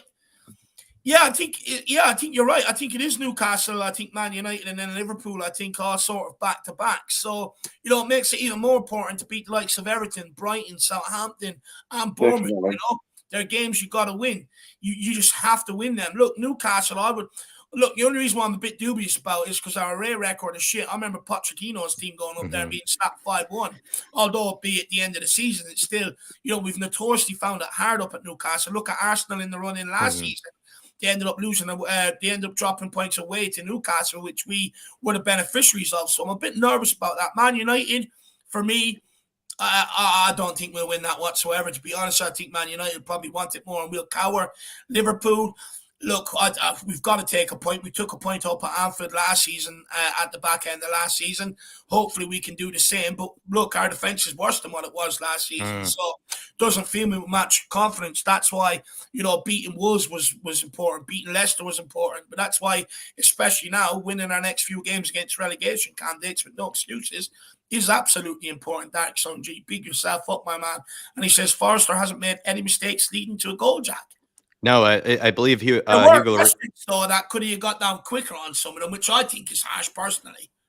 I don't even care if it's harsh. Like what we're talking about is like such substandard goalkeeping. Like Hugo, in my opinion, has been the worst goalkeeper in the Premier League flat out. And so that's not really going to take much to beat. You don't have to be a great goalkeeper, I think, to be better than what Hugo has been. That's just how I see it. Even if Forster is slow to get down, at least he's so much better with his feet. That almost makes him a better goalkeeper alone. Like it won't take very much to be better than Hugo. But I believe, Dave, in Dark Sun G, Hugo Lloris, despite being still out for weeks and weeks and weeks, is still leading most errors leading to a goal this season. He's still leading in that stat. Yeah. He has 4 errors leading to a goal this season, and he's still leading the league of any player of any position. I'll be honest on that, Jack. That is a shocking stat to be leading in. As I want to see exactly what they clarify as an error leading to a goal, because I don't think they take. I think they're leaving some out. If they already have 4 in there, I think they're leaving some out. But not only that, I think the ones they're leaving out are the ones where he's just kicked it long into the middle of no one's land and they come at us and score like the Arsenal game. I think there's more there, personally. But Dark Sun G also says Forster's shown his form he had at Southampton. I think he is, he was brilliant at Southampton. I even heard from a Southampton fan last night, actually, Dark Sun G, on another channel on the Cheese Room. They told me that the Southampton fan said, Dark Sun G, that whenever they went on a run over at Southampton, it was when Fraser Forster was in goal. So he said anytime that they saw some bit of form, anytime that they saw like a bit of a win streak under Hasenhüttl, it was whenever Fraser Forster was in goals. So he's played for Celtic as well, so he's not going to be scared of noise, It's not. I think a lot of English people disparage the Scottish league too much. It's a very competitive, very entertaining league, and the atmosphere you get at grounds up there is second to none. So he's playing in front of the most vicious buggers you could ever play in front of. Yeah. Look, absolutely spot on. Dark Sun G, Mia, we'll let you in on this one, and then we've got one for Paul. Dark Sun G says Southampton declined after their captain Pierre-Emile Højbjerg came to us. Yeah, Southampton have always been a bit of that funny team, though, haven't they, really? Let's be honest. We always think, are they going to do something? Because they have like a few good games and they look good. And then they just seem to drop off a little bit. Like, they're never really consistent. They've never really been consistent. Not for a while, I don't think, personally. I don't know if that is to do with Højbjerg leaving, but he was very good at Southampton. Obviously, that's one of the reasons we looked at him and got him. But I'm not entirely sure that they've ever really been that consistent, personally. I don't know if, it was anything. Go on, sorry. I think since we took Højbjerg, I do think that may be stealing this or the protection in front of their backline that they once had. sort of was gone because, right, we took Wanyama off them, then they sort of replaced him with someone like Pierre-Emile Højbjerg, and then we also done the same, you know. Wanyama's knees were cracked, and then we sort of replaced him with Pierre-Emile Højbjerg, and it's kind of like, look, I would definitely say there's something to it for sure, Dark Sun G, for sure. And Mia, Dark Sun G also says Cutie was out at Anfield last season. Sanchez was used. Is that correct? Yeah. I thought Romero played his skin out at Anfield last season, no? Oh, I thought Romero did play. I thought he played his skin out. Maybe I'm wrong. I can't think that we would have got a draw with Sanchez in the team. That would have been unusual. I can't remember. Look, I don't doubt the Dark Sun G. He's usually absolutely spot on. I'm sure that he is. To be honest, I've got so many things in my brain. My brain's quite small, so I don't remember every single thing. I think at home against Liverpool last season. Yeah, Romero played away. It was away. Romero played. Yeah, I think it was at home that Sanchez was. Yeah, maybe. used. Yeah. It was at home this season anyway. Sanchez didn't play for, or Romero didn't play for sure. I think it was Sanchez in there for sure. Look, we need a massive performance away at Anfield, but Dark Sun G's. Look, I know your father's a huge fan. If Liverpool, he'd probably be expecting 3 points because it's another ground we don't travel away too well, and we barely ever pick up a result. Do you know what? Look, we've probably got more results over the last few years than what I'm used to at Anfield, but I want better. Go on, Mia. Yeah, do you know what? I was going to say that over the last few seasons, we haven't actually played that bad. And we've been a bit unlucky because remember when they got, it was an own goal. Was it Toby who scored the own goal and they won? Or they get like something last minute. It was always like last minute wins at Anfield. Stevie B missed the sitters under Jose. Yeah, so like we've been a little bit unlucky actually at Anfield because I think actually we've gone up there and we played reasonably well in the last few seasons, and then last season won that game season. We played really well at Anfield. Both games we played well against Liverpool last season. I think what he's alluding to too, Dave, just quickly, is that on April 23rd we play Newcastle away. Right afterwards, on April 27th, we played Man United at home, and then it's Liverpool away on April 30th. So it's three of basically the most important games of the season, back to back to back. Yeah. I remember when it was a big thing when Spurs won it the first time. It was like record breaking. They hadn't won in Anfield for 74 years. But it turns out I think Liverpool were in Division 2 for 50 of those years, so it didn't matter a shit really, you know. So I don't think Tottenham's that scared of Liverpool playing up there. Look, we never used to be. Fucking hell, we got Ben Davies with his cotton ears, though, haven't we? The thing is, our away form is just shit. You know, our away form is absolutely atrocious. And it's like, if they can't go away to some of the smaller teams in the league or some of the smaller teams around Europe, you know, I don't expect them to be able to handle it at Anfield because you best believe if they're in a hunt for top four, that place is going to be absolutely bouncing. You never walk alone, be absolutely ringing around. I mean, I would want to send some of our players out in earplugs because we know they can't handle it, but you know, that worries me. It worries me. So my only hope is that Liverpool are not fighting for Champions League by the time that game comes around. But they're very hot and cold at the moment as well, aren't they? Liverpool they're either brilliant or shit. So, you know, if you get to beat Liverpool, you could beat them 4-0. Yeah, Joe, I was going to suggest some ear defenders and a dummy for those who can't handle it. Definitely need something for sure. But Dark Sun G, hopefully we get the win for you so that you can have the bragging rights over the Outland, my man. I mean, it would be absolutely criminal for you not to have them bragging rights, brother. Guys, something else I wanted to sort of touch on before we end off today is that in Pochettino's first two seasons, and we'll start with you on this, Jack. In Pochettino's first two seasons, we finished 5th and 4th. Why do you think Antonio Conte's two seasons finishing 4th and potentially 4th again is looked at as failure? Is it purely down to the style of football, Jack? Is that what it really comes down to?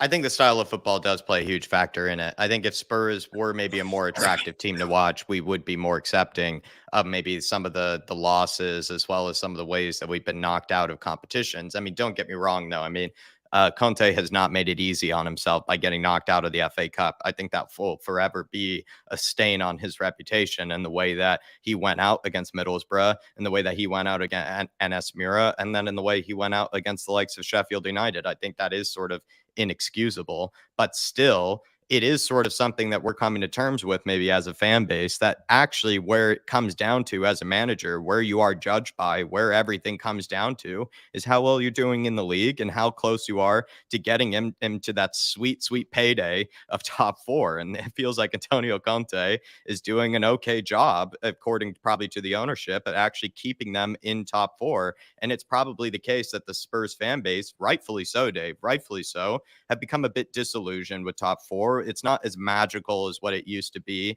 maybe for us. That's also because we've been finishing in it quite consistently, but also it's because when we finish in top 4, do we really build on it? Do we really use top 4 to kind of go further? Do we use it to be like a Liverpool and try to go through a spell of maybe winning trophies and try to build one of the best winning sides maybe in the league? No, we don't. We kind of just reach top 4 and then just try to sustain that level and basically just plateau at that sort of level there as best as we can. And if a manager falls out of top 4, if he falls off of that standard, they'll happily sack him and get rid of him and bring in a new one that can get top 4 for them. But it's never the case that we really push on further. So it's probably Antonio Conte, Dave, just to round it up, is being the victim of the fans kind of getting disillusioned with top 4. And I don't blame the fans for being disillusioned with top 4. I think it's just the case that Antonio Conte happens to be the manager in this moment in time where we kind of don't care about top 4 anymore, and his style of play isn't that attractive. So it's just sort of two things at once. The style of play isn't that attractive, and then also top 4 doesn't mean as much to the fan base as it might have. Interesting points there. And Childs also does make the point that he got us to the League Cup final in his first season. What was that, 14-15, I believe? Yeah, he did. But Paul, why do you think so? Like, because for me, Pochettino, right, first 2 seasons, 4th, 5th, and yeah, he got us to a League Cup final. Conte had us in a League Cup in a League Cup semi-final when he first came in as well. It's kind of like, why are fans so quick to turn on Conte, but they loved Poch, and he got us 4th and 5th in his first 2 seasons, and Conte looks like he's about to do 4th and could potentially even do 3rd. I think it's because Poch was more of a Spurs manager, and we started playing good football, and then after that we were challenged. All you can ask is to be in the mix and to challenge for things, and then if things go your way or you play really well, certain things happen. But we're in 2 FA Cup semi-finals, we're in a European Cup final, 2nd and 3rd in the league, and doing it in style as well. That's the thing that I don't see with Conte. And it's like, I didn't want Poch to be sacked. I was really angry when Poch was sacked, because I thought, only a few months earlier we've been in a European Cup final. Doesn't that buy you some pennies in the bank? And the players are letting him down, and it was obvious that we needed a refresh. So we should never have got rid of him in the first place. And I've just had enough of these defensive managers. Having said that, 10% of my brain would be interested in seeing what Conte could do next year if we had 2 centre-backs, new centre-backs. I think that might tick over. But generally, as a style of football, you always try and get behind the gaffer, but I find it hard when we're playing boring and it makes my eyes bleed. But Paul, Evan McCabe says here, Poch won nothing. He lost with style. Yeah, but if you maintain that, sooner or later things start dropping. Like with Jurgen Klopp, you get to finals and they were calling him a big choker. We were kind of at that stage. Spot on. And instead of when people talk about backing the manager, it's backing them even when times are hard. So those 3 windows where we couldn't afford to buy any players, the board should have backed Poch no matter what. Said, look, we can't buy you any players at the moment, but stick around. When the tap turns on from the new stadium, it's going to be great. But instead, they cut ties with him. A few players whinged. We weren't getting top 4. Fuck off, Poch. And it was outrageous. Yeah. Yeah, it was. It was an absolute joke. And Mia, James Redmond says here, after a great finish last season, rightfully expected a winning season this year, but totally disappointed. Do you think that's why Antonio Conte comes under so much scrutiny when it comes to the top four both seasons? Because like I said, two Yeah. seasons on the Poch, we finished the fifth and fourth. Yeah, I think it's expectation, isn't it? Because for a long time we were trying to push on into that next level because we were finishing mid-table, like not mid-table, but we were mid-table at one point. And we were low down the league when Conte came in too, though. Yeah, I understand. But what I'm trying to say is so when we were aiming, obviously, when we got to that top four, because we got to that promised land, we were like, oh my God, top four. You become like what Jack said, a little bit disillusioned with it because you're a bit like, yeah, top four, we've been there, done that, got the T-shirt, So, so I think people were like, they expect that they expect the expectations changed now. So he's got top four, but it's a bit like Poch got us top four and like so-and-so got us top four. So what we are thinking, we want better, I'm not saying that's correct. And I'm not trying to say that's the right attitude to have. I'm just saying, I think maybe from a fan's point of view, but we sometimes have to be reasonable and understand there's other teams around us as well who could they're pushing for that top four and there's only 4 spaces. So, sometimes we aren't always going to get there.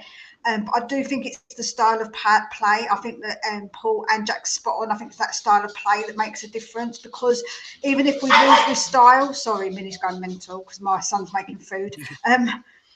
If we're playing with style, at least people can accept that, where people can't accept where Conte's playing this style of football at the moment because maybe he hasn't got all the players that he needs. But it's obviously sometimes, like I said to you, I do feel like sometimes he doesn't change it soon enough or whatever. So he does make mistakes himself. But I think it is that's bothering people. I do think it is that style of play that makes people get that little like edge to it. They're like, oh, it makes you kind of like nails down a chalkboard, kind of like we don't want to watch this football. We want to watch Poch football. And at least if we lose, we're entertained.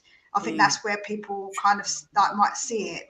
I agree with you with everyone on the style of play. I do think it comes down to the style of play because no one complained under Pochettino until after he really got the sack, And it's kind of like, Spurs fans can accept losing as long as you play well. Look, for me, I've always maintained there's more than one way to skin a cat. But, if it does come down to style of play, Conte is not Jesus. He can't turn water into wine. No managers come in here. Like, we know Dyer's shit on the ball. We know Davies, that's his biggest problem, is on the ball. We know Sanchez is useless on the ball. We know Lloris's, weakest point is on the ball. And it's like, we're not going to play good, attractive football until you can build it out from the back because that's the way modern football is. You build it from the goalkeeper, out through the back line, up into midfield, up into the forward line. We don't have them players. So the style of football, even if you get rid of Conte now and bring in Pochettino tomorrow, the style of football ain't changing because you've got to have the players to be able to do it. People forget at the heartbeat of Pochettino's team was Toby and Jan, who could pick a 60-yard pass onto a midget stick. You know what I mean? You had fucking Rose and Walker either side who could skin players, get balls into the box. They contributed. We had them sort of players. Now, for me, no one complained about Conte's style last season when it got us to top four and we were winning games and playing well. The biggest difference is them players across the back line. The performances are completely dropped off, like I predicted they would. So for me, I would rather stick with Conte because when we stuck by Pochettino, look at the benefits that went on from that. A third place, second place finish, a Champions League final. We were the nearly men, but we were competing. And I think we're at that stage with Conte. Fourth and fourth ain't so bad. The guy pulled us from fucking the Europa Conference League from being a mid-table team back into the top four. And on that basis, I would stick by the guy. I would continue to back him. I'd get a better goalkeeper, a modern goalkeeper in here. I'd get better centre backs who can play, who can play a little bit. So for me, that's where I'm at with it. Pochettino finished fifth and fourth. Yeah, he got us to a cup final, but Conte hasn't been too far away himself in some of the competitions. I'm in agreement with the fact that no matter who you bring in, the defense has to be fixed regardless. No manager is going to come in and be happy with defenders he has to choose from. I mean, that's just no matter what the case. So, and also it for me is more of a priority to actually change and fix the goalkeeper, change and fix the defense, than it is really to change and fix the manager. I'm tired of kind of seeing also the manager sort of be blamed for the same set of players that got the previous manager sacked. Just quickly, though, or not quickly, Jacob Anderson, elite member for 13 months here, Davo. Jacob Anderson he's saying the fans have never felt comfortable with Antonio Conte because the whole time he has been here, the talk has been that he will eventually leave. Spurs need a manager for at least 3 to 4 seasons to build a project. That also is maybe something we haven't maybe looked at too, is that Antonio Conte's lack of commitment, lack of kind of committal sort of words also make us a bit uneasy always, like during his time. I understand that, but you can't guarantee that a manager's going to come in here for 3-4 years and you're going to build something on him. The way the Premier League has gone, managers are sacked and hired very, very regularly. You don't get 3-4 years now unless you get instant success. But you know, if you want what a Liverpool have had, where they went on to win every trophy there is in club football, you've got to stick by a manager and go through that process. You have to do it. And I understand that, with Conte, he's never really been fully committed. But people wanted a manager in here that would keep the board on their toes, that would demand more from the board. And Conte's done that. And he can't fully commit and say, yeah, I'm going to stay here for 3-4 years, just out the bat like that. Because then the board will pull the funding. The board will pull certain things. We know this. We've seen it. So, you know, it's all well and good wanting that romantical thing that we had on the Poch where 4 or 5 years, but at some stage fans have to give some manager that patience. And if it's not Conte, it's got to be the next guy, because I'll keep putting the warning signs out there. If you keep relying on, because I see people now saying, sack Conte, let's get in a new manager and get a manager bounce at the end of the season. I'm sorry, we're not fucking Watford. No, but we're not Watford. That's what Watford do. You know, and look where they are now, down in the Championship. They wonder why they can't stay up in the Premier League anytime they get up here. Because they sack a manager when things go bad. Next manager comes in, bit of a manager bounce, sack him. They're going through 3-4 manager season. Now, we're not at that stage yet, and we're not that bad yet. But we're also not good enough like Chelsea to have a squad that you could just sack a manager and new manager comes in. We don't have an order like what Abramovich was, where it's like, okay, sack that guy. We're going to spend 150 million on the new guy, give him what he needs to go on and win us stuff next season. We don't have that sort of guy. So for me, I do think that, look, I think, me personally, I think where the main frustration comes from, we were so close to silverware, to a Premier League, FA Cup, League Cup, Champions League under Pochettino. It never really happened. We couldn't get over the line. And it's been so long since a trophy. What is it, 15 years since the trophy? I think people are becoming very, very impatient, which I understand. But we've got to be smarter than this. We've got to show some managers some patience to be able to build something to get us to that competitive level again. See, I don't think we're not going to win anything with the defenders we've got. Nowhere near it. And I get what you're saying about, you know, letting Conte go with his plan, but I'm thinking if we don't give him new defenders, we're going to be shit again anyway next year. And if he's going anyway, I prefer a more attack-minded manager, because we're still going to have to buy defenders no matter what, you know. I mean, what you're saying is right. You've got to get the back right before you can fuck around anywhere else. But I would have preferred, like, if this season had been more of a case where, you know, we played with a bit of flair and got the same results, I'd be smiling, because we are fourth. But, I mean, generally, I feel a bit miserable and dirty. Yeah, it's been it's been hard work. I watch Spurs play, and I've got to have a shower afterwards, you know, instead of just, you know, luxuriating. I get why people say, you know, you've got to back a manager sooner or later, and back Conte, you see the project through, and I get that, and it could work out. Paul, even if it's not Conte, the next guy, it has to be the next guy. It has to be. Yeah. Because you've got Kane. You have to lay them foundations for when they go. It has to be the next guy. But Dave, the problem we've got is that you say that, but then fans are complaining if we don't win stuff, because they want to win a trophy, so they're not going to have the patience to give somebody time. That's the problem, isn't it? I get it, but where we're at, though, Mia, I get that. Right? 3 years, man. 3 years before you win something. Where we're at right now, you're going to have to sacrifice a year or two. Oh yeah. Listen, I'm on board with that. But what I'm trying to say to you is not all fans are on board with that. They want a bit of both. They kind of say, let's get a project manager, but we need to win. let's give them time, but I want to win now. But that's not how it works. So that's the problem, isn't it? Because people aren't going to have that patience. Even when I saw people who, even if we won one trophy, they say that wasn't good enough. One trophy wouldn't have been good enough. So you can't please everybody all the time. So that's why I said the other day when I put the message in is, we need a plan. We need to be told the plan, and then everybody can then be on the same page with the plan. Because if the plan is going ahead, the fans can't complain because they know what the plan is. Sorry, this is the plan, guys. We're sticking to it regardless. I don't care what you say. We're sticking to it. That's what needs to be done, because it's the only way. You're absolutely spot on, but we haven't done that. If you actually go back and look at our managers over the last 3 years, not one manager has lasted a full season. Pochettino got sacked. Jose Mourinho came in, finished off the end of that season. The next season, he didn't even get to finish out the full season. Ryan Mason came in as interim manager. After that, then you bring in Nuno. He's gone by October. Conte filled in between that and the end of next season. And we've already wanted him sacked before this season is finished. So we haven't even given a manager an actual full campaign in charge since Pochettino.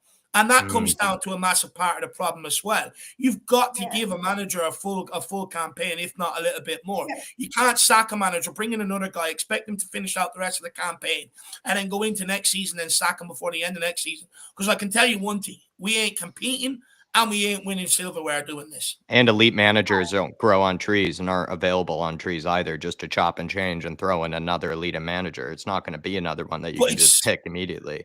But big up Jacob Anderson, my man. Really, it's not sustainable. It's big up Jacob, my man. Really led to a good conversation there. But it's not sustainable not to let a manager finish out a full season and go into the next season. You know, because by hiring and firing, all you're doing is delaying it and kicking it further down the road, further away from reality. That's why I do agree with that. So that's why I wouldn't say it's a bit difficult, because I've already said that if Conte doesn't want to stay, I don't want him here, because I think that's really tricky. But if he needs to see at the end of the season, if that's what you think, like, well, personally, I don't know if that's what I think at the moment. It's a bit, I'll keep going back and forth with it. But when Conte, if he doesn't commit, when we get a new manager, we need to have a bloody plan put in place so everyone can be on board.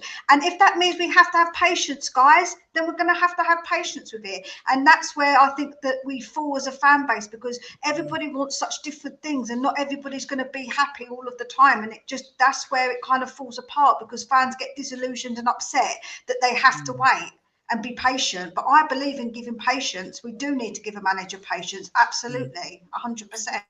I just found it mad when I went back and looked at it that we haven't actually had a manager in charge for a full season since Pochettino. That ain't good enough. It just ain't good enough. And Jacob Anderson is in here again. He says, Dave, at the end of the day, the problem is the board also. It's hard to be patient when we all know Conte will leave or get sacked regardless. The fans are just annoyed because it feels we don't progress. And look, what a 100%, man. You know, I'm fully with that. I get annoyed that there's no real progression over the last couple of years. That's why people say to me, Dave, you're always so fucking angry. Why? That's why. Because I don't see progress from the Pochettino era. You can't be challenging for everything and then all of a sudden fall away into absolute obscurity. It's not good enough. And that's where my frustration comes from. But I'm also wise enough to know that although I'm frustrated, you know, in order for this club to progress, I have to park that under some manager and stick with it, see it out, see what he's trying to do. But again, it all comes back to the board. The board have to fully back this guy. They have to say to the players, fans, everybody, this guy is here for 3 years, 2-3 years, regardless. And this is the guy we believe in that we're going to back to the hill. We're going to give him absolutely everything he needs. Because look, ultimately, when was the last time we've come out of a transfer window in the summer and going into the season that says 2 good goalkeepers, right backs, left backs, 4 great centre backs, 4 quality centre midfielders, 2 right wingers, 2 left wingers, and 2 strikers, and said, you know what? We've got fucking everything here this season. It'd be a travesty if we don't compete with what we got this season. We've never come out of a transfer window fully complete. We're always coming out of a transfer window. Oh, well, we still need a centre back, still need that creative player, and it's not good enough. So we do need the owners to be able to, you know, give a manager everything he needs. But what we also have to understand is whether we agree with it or not, and I don't agree with it, I don't like it, but we run as a self-sustainable model. And so we're never, ever going to come out of a transfer window under these owners with absolutely everything that we need. And that's why I'm willing to give some managers a chance. That's why I'm so hesitant to throw managers under the bus. Because I'll be honest, if I walked in that job and I got sacked, And it was because of the likes of Dyer, Davies, Sanchez, people like that who cannot keep clean sheets. Lloris making massive mistakes. It's not good enough. Hugo Lloris also made massive mistakes at the back of Jose's tenure, which no one highlights or talks about. He gets a free pass. But along, under Jose, the back line was performed by Dyer, Sanchez, Davies for the majority, large parts of them seasons. And it's just not good enough. And I failed to put anything on any manager until that's rectified and sorted out, because it's been a huge problem. But all I'm saying is, you're never going to get the fans behind one manager. It's never going to happen. Everyone's always going to have split opinions and split feelings. But my aim is just to make people maybe understand that we do have to have some sort of stability here at some stage. You do have to sit there under one manager and back him. Because what happens is if you fire a manager, bring in the next guy, he plays a different system. And all of a sudden you go, okay, well, we know we need centre-backs and goalkeeper. But he now plays a different system, and left wing back's not good enough. So now we need to go out and get left wing back, or the guy before sitting in the cam role or the centre midfield roles are not good enough for this manager's system. So you're constantly and continually adding to your list, and you'll never ever get it complete. So for me, that's why I think we need to sit there under a manager at some stage and give him everything he needs, which then, gives the fans everything that they've been asking for. And hopefully we can go on and win things. But hiring and firing managers is not the answer to this, in my opinion. So I think if Conte goes, which I think he will at the end of the season, and I think that's probably our best shot for top four, if that's what you're interested in. I think he's the guy. If you change now, it wouldn't work. But I think if we changed after he goes to a more attack-minded manager, like a 4-4-2 or a 4-4, or I just want to address this because I'm not going to have this going around. This guy says, can't believe what I'm hearing. Basically, you're saying fans are impatient. Sorry, but one thing our fans have been is patient. 1 trophy in 23 years. Look, the fans are impatient. That's the reality. They're impatient for a trophy, 100%. That's the reality. That's the truth of it. And like I said, I think you failed to take this on board when I said it. I understand it, and I'm not going to make it any more clearer. I understand the impatience.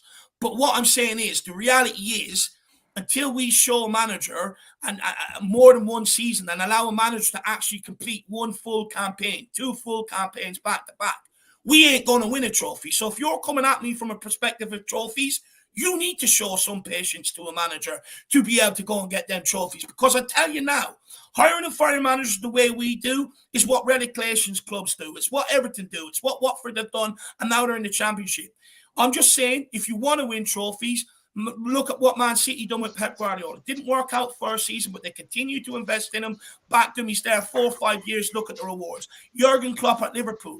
Again, didn't work out. People were slating them after a 2-1 loss to West Brom, going up to the fans, doing all this. But guess what? Klopp persisted through it. He built that rapport between the fans and the team, continued to build and invest underneath him. They went on to win every trophy in club football. And that's ultimately what I want to do. And when I look at the Premier League and the way it's gone over the last few years, that's the model that's been successful. That's the way you do it. So I don't want to hear it. I don't want to hear you complaining or going around saying, "Oh, Dave's blaming the fan base because they're impatient." Reality is, yes, the fan base is impatient because we haven't won trophies. But if we want to win trophies, we got to understand that the way to do it is by giving a manager a few years in the job. The thing is, aren't we all the same? We all want trophies. Let's be honest. It's not like any of us are sitting here saying that we don't want trophies. That's not the case. Obviously, we're all in the same boat, but we all just come at it from a different perspective, and that's all that is. And we're not trying to. Nobody's here trying to say that the patient. Well, I'm not berating people for being impatient. Like I said, I fully understand it. That's it. That's it. That's what I'm saying. No one's saying that you shouldn't be impatient. We're just saying from a point of view of logically, when you think about it, the best managers that have won stuff have had time. Even them look down the road, they gave Arteta time. Klopp had time. They've all had time. Even with Fergie, back to the Fergie days, they were about to sack Fergie, and look what happened when they kept him. They kept him, and look what happened. So we have to understand that the managers that win do have time, apart from Chelsea, because they're a bit of an anomaly, aren't they? No one really does it the Chelsea way. Only they do it that way. I get it about backing it, like being patient with the manager. And that's why I'm saying that I didn't want Pochettino to be sacked. We should have been patient with him. I think the managers we've had since they're not managers I feel like being patient with, because I don't like the style of football. And if I want to stick by I give them the benefit of the doubt, and I want them to succeed. I understand that. But there comes a point where I think if we're going to back a manager, I'd like it to be more in the Tottenham flavour. You would rather be patient with something else. Yeah. With something else. And I think looking at our squad, if you played a 4-4-2 or a 4-3-3, we're only one centre-back short and maybe a creative midfielder. So it's not like we have been buying some decent players. We've got Destiny coming in. I think that's going to be great on the left-hand side. So it's not like we have to buy a whole new squad of players just because we decide to go more attacking. I think I just prefer to back that style of manager than Jose or Antonio. The thing is, right, I fully understand that, in order for this to happen, you have to have a manager that wants to commit. But that's why I say, whether it's Conte or the next guy, we have to do this. I've been saying this since Jose Mourinho. He can't go through a period like Arsenal down the road where they had a massive turnover of managers. They ended up falling so far out of the Champions League, it was unbelievable. And now they've got a guy who many fans wanted, but they stuck with, and now look at them. And this is my point, I understand that, look, it probably won't be Conte because he doesn't want to show any signs of commitment. It doesn't look like he's going to be here. But I'm not naive to know that we do have to do this under some manager. The fans have to give him patience because, a few from the Spurs is coming at from a trophy point of view. Fully understand it, right? Fully understand it. But then if you want that and the owners are the problem, then surely you should be sticking by the manager regardless to make sure them owners know that they are the problem and not the managers. That's just my view on it.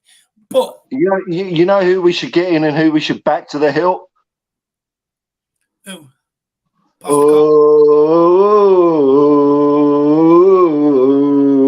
Ange Postecoglou.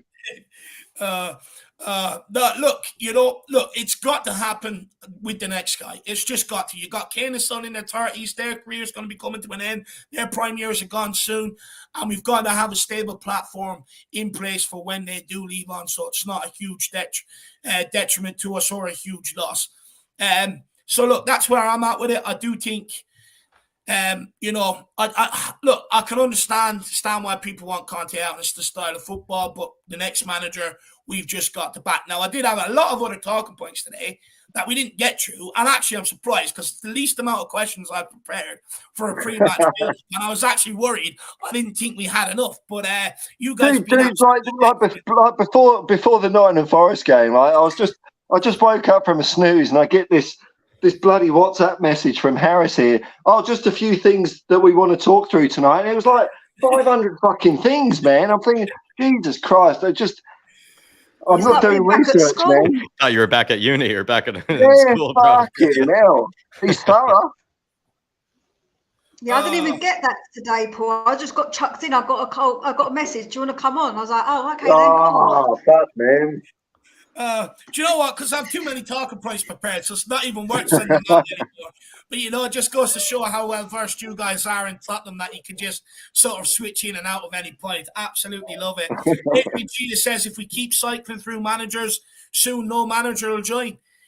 Yeah, look, there is that. I mean, there's only so many elite level managers you can go through and make the problem before. Money talks. There is the case. I agree with Adrian in the case that if you keep cycling through managers, will managers be eager to come to Spurs? They might see Spurs as a bit of a graveyard. They'll see Spurs as a place that could ruin their reputation, could kind of ruin their progression in the game. It doesn't look like a great club to maybe sort of, put your foundations in, because you've seen how it's chewed up and spit out so many other different managers. I mean, let's be honest, like you have to be built for it. Yeah. We have to change our slogan to Manager Slayer. That's what we're going to have to call ourselves. Can I ask you three a question, actually? Because I heard another name mentioned. What about Vincent Kompany? What do you think of him? Do you know what? He's done an absolute brilliant job.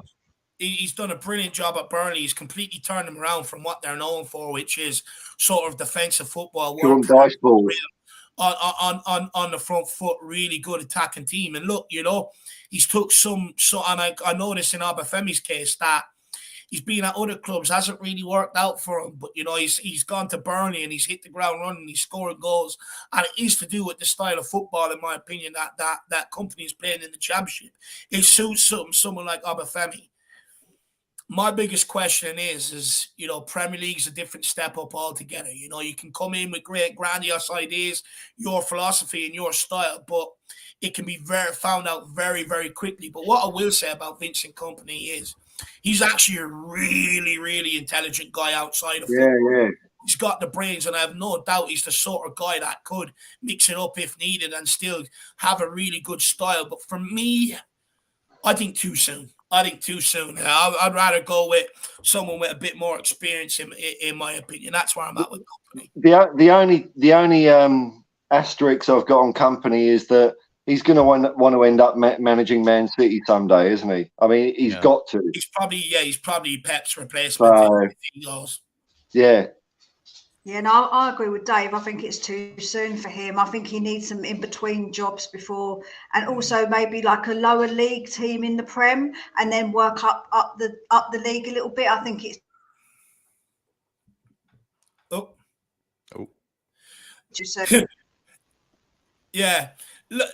Look, I think when you look at Graham Potter, right, it's been a huge step up from Brighton to Chelsea, let alone Championship to top four. So I would give him a little bit of time, to be honest. But Adrian Tria, big up my man, and really appreciate it.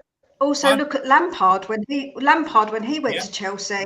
Lampard to Chelsea was completely went wrong, and Gerrard as well. Gerrard went to Aston Villa, who's not even that much of a step, big step up, and he didn't do very well. So there's definitely a case for like being very cautious, maybe, with those kind of managers. Absolutely spot on. Great point. Just look at Lampard and Gerrard alone. Absolutely spot on. Peter M, would Kompany go to Palace? Look, I'll be surprised if he's not in the running for that job. Imagine what he could do with Wilfred. He's in the Premier League next year anyway. Huh? He's in the Premier League next year anyway with Burnley. Why would he move to, a shit club? True.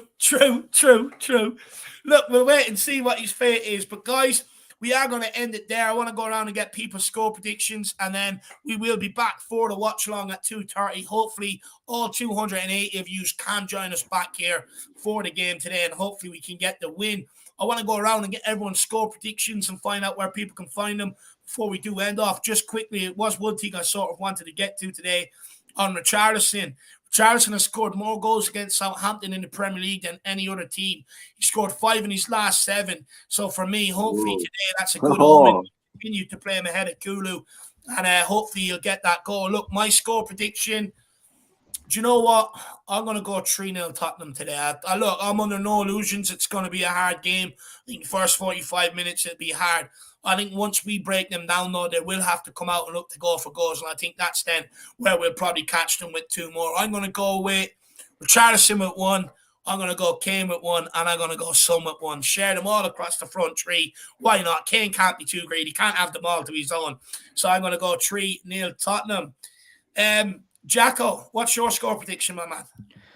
I'm going to say 4-1, Dave. I do see us conceding. It is James Ward-Prowse. He does have a good, sort of knack of scoring against us. So I could see him scoring quite easily, maybe from a set piece or, whips a good cross in. Maybe we concede that way. But I'm going to say 4-1 only because if we do maybe continue with the same lineup of Ben Davies, left wing back, Sonny left wing, Kane up top, and Richarlison on the right, I think if we continue with that sort of groove and we see a similar type of flow that we did against Nottingham Forest, I could see us actually really running riot against Southampton. As much as I used to kind of rate them, I feel like without Hasenhüttl, they're not as good of a team as I think they used to be. I think they're kind of destined for relegation. It's really, like we said before, maybe in the very beginning, it's either they show up out of desperation, out of like survival instincts, they show up today, or they kind of just get absolutely destroyed, I think. So I'm going to say they kind of just walk up just to get kind of rolled over. 4-1. Interesting. Love it.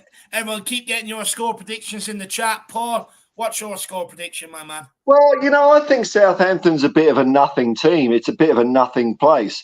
It's the biggest thing about Southampton is you go down there to look at the Isle of Wight. So you don't even go there to look at Southampton. They've been shit since Laurie McMenemy left and Kevin Keegan left. and I think we're going to do them big time.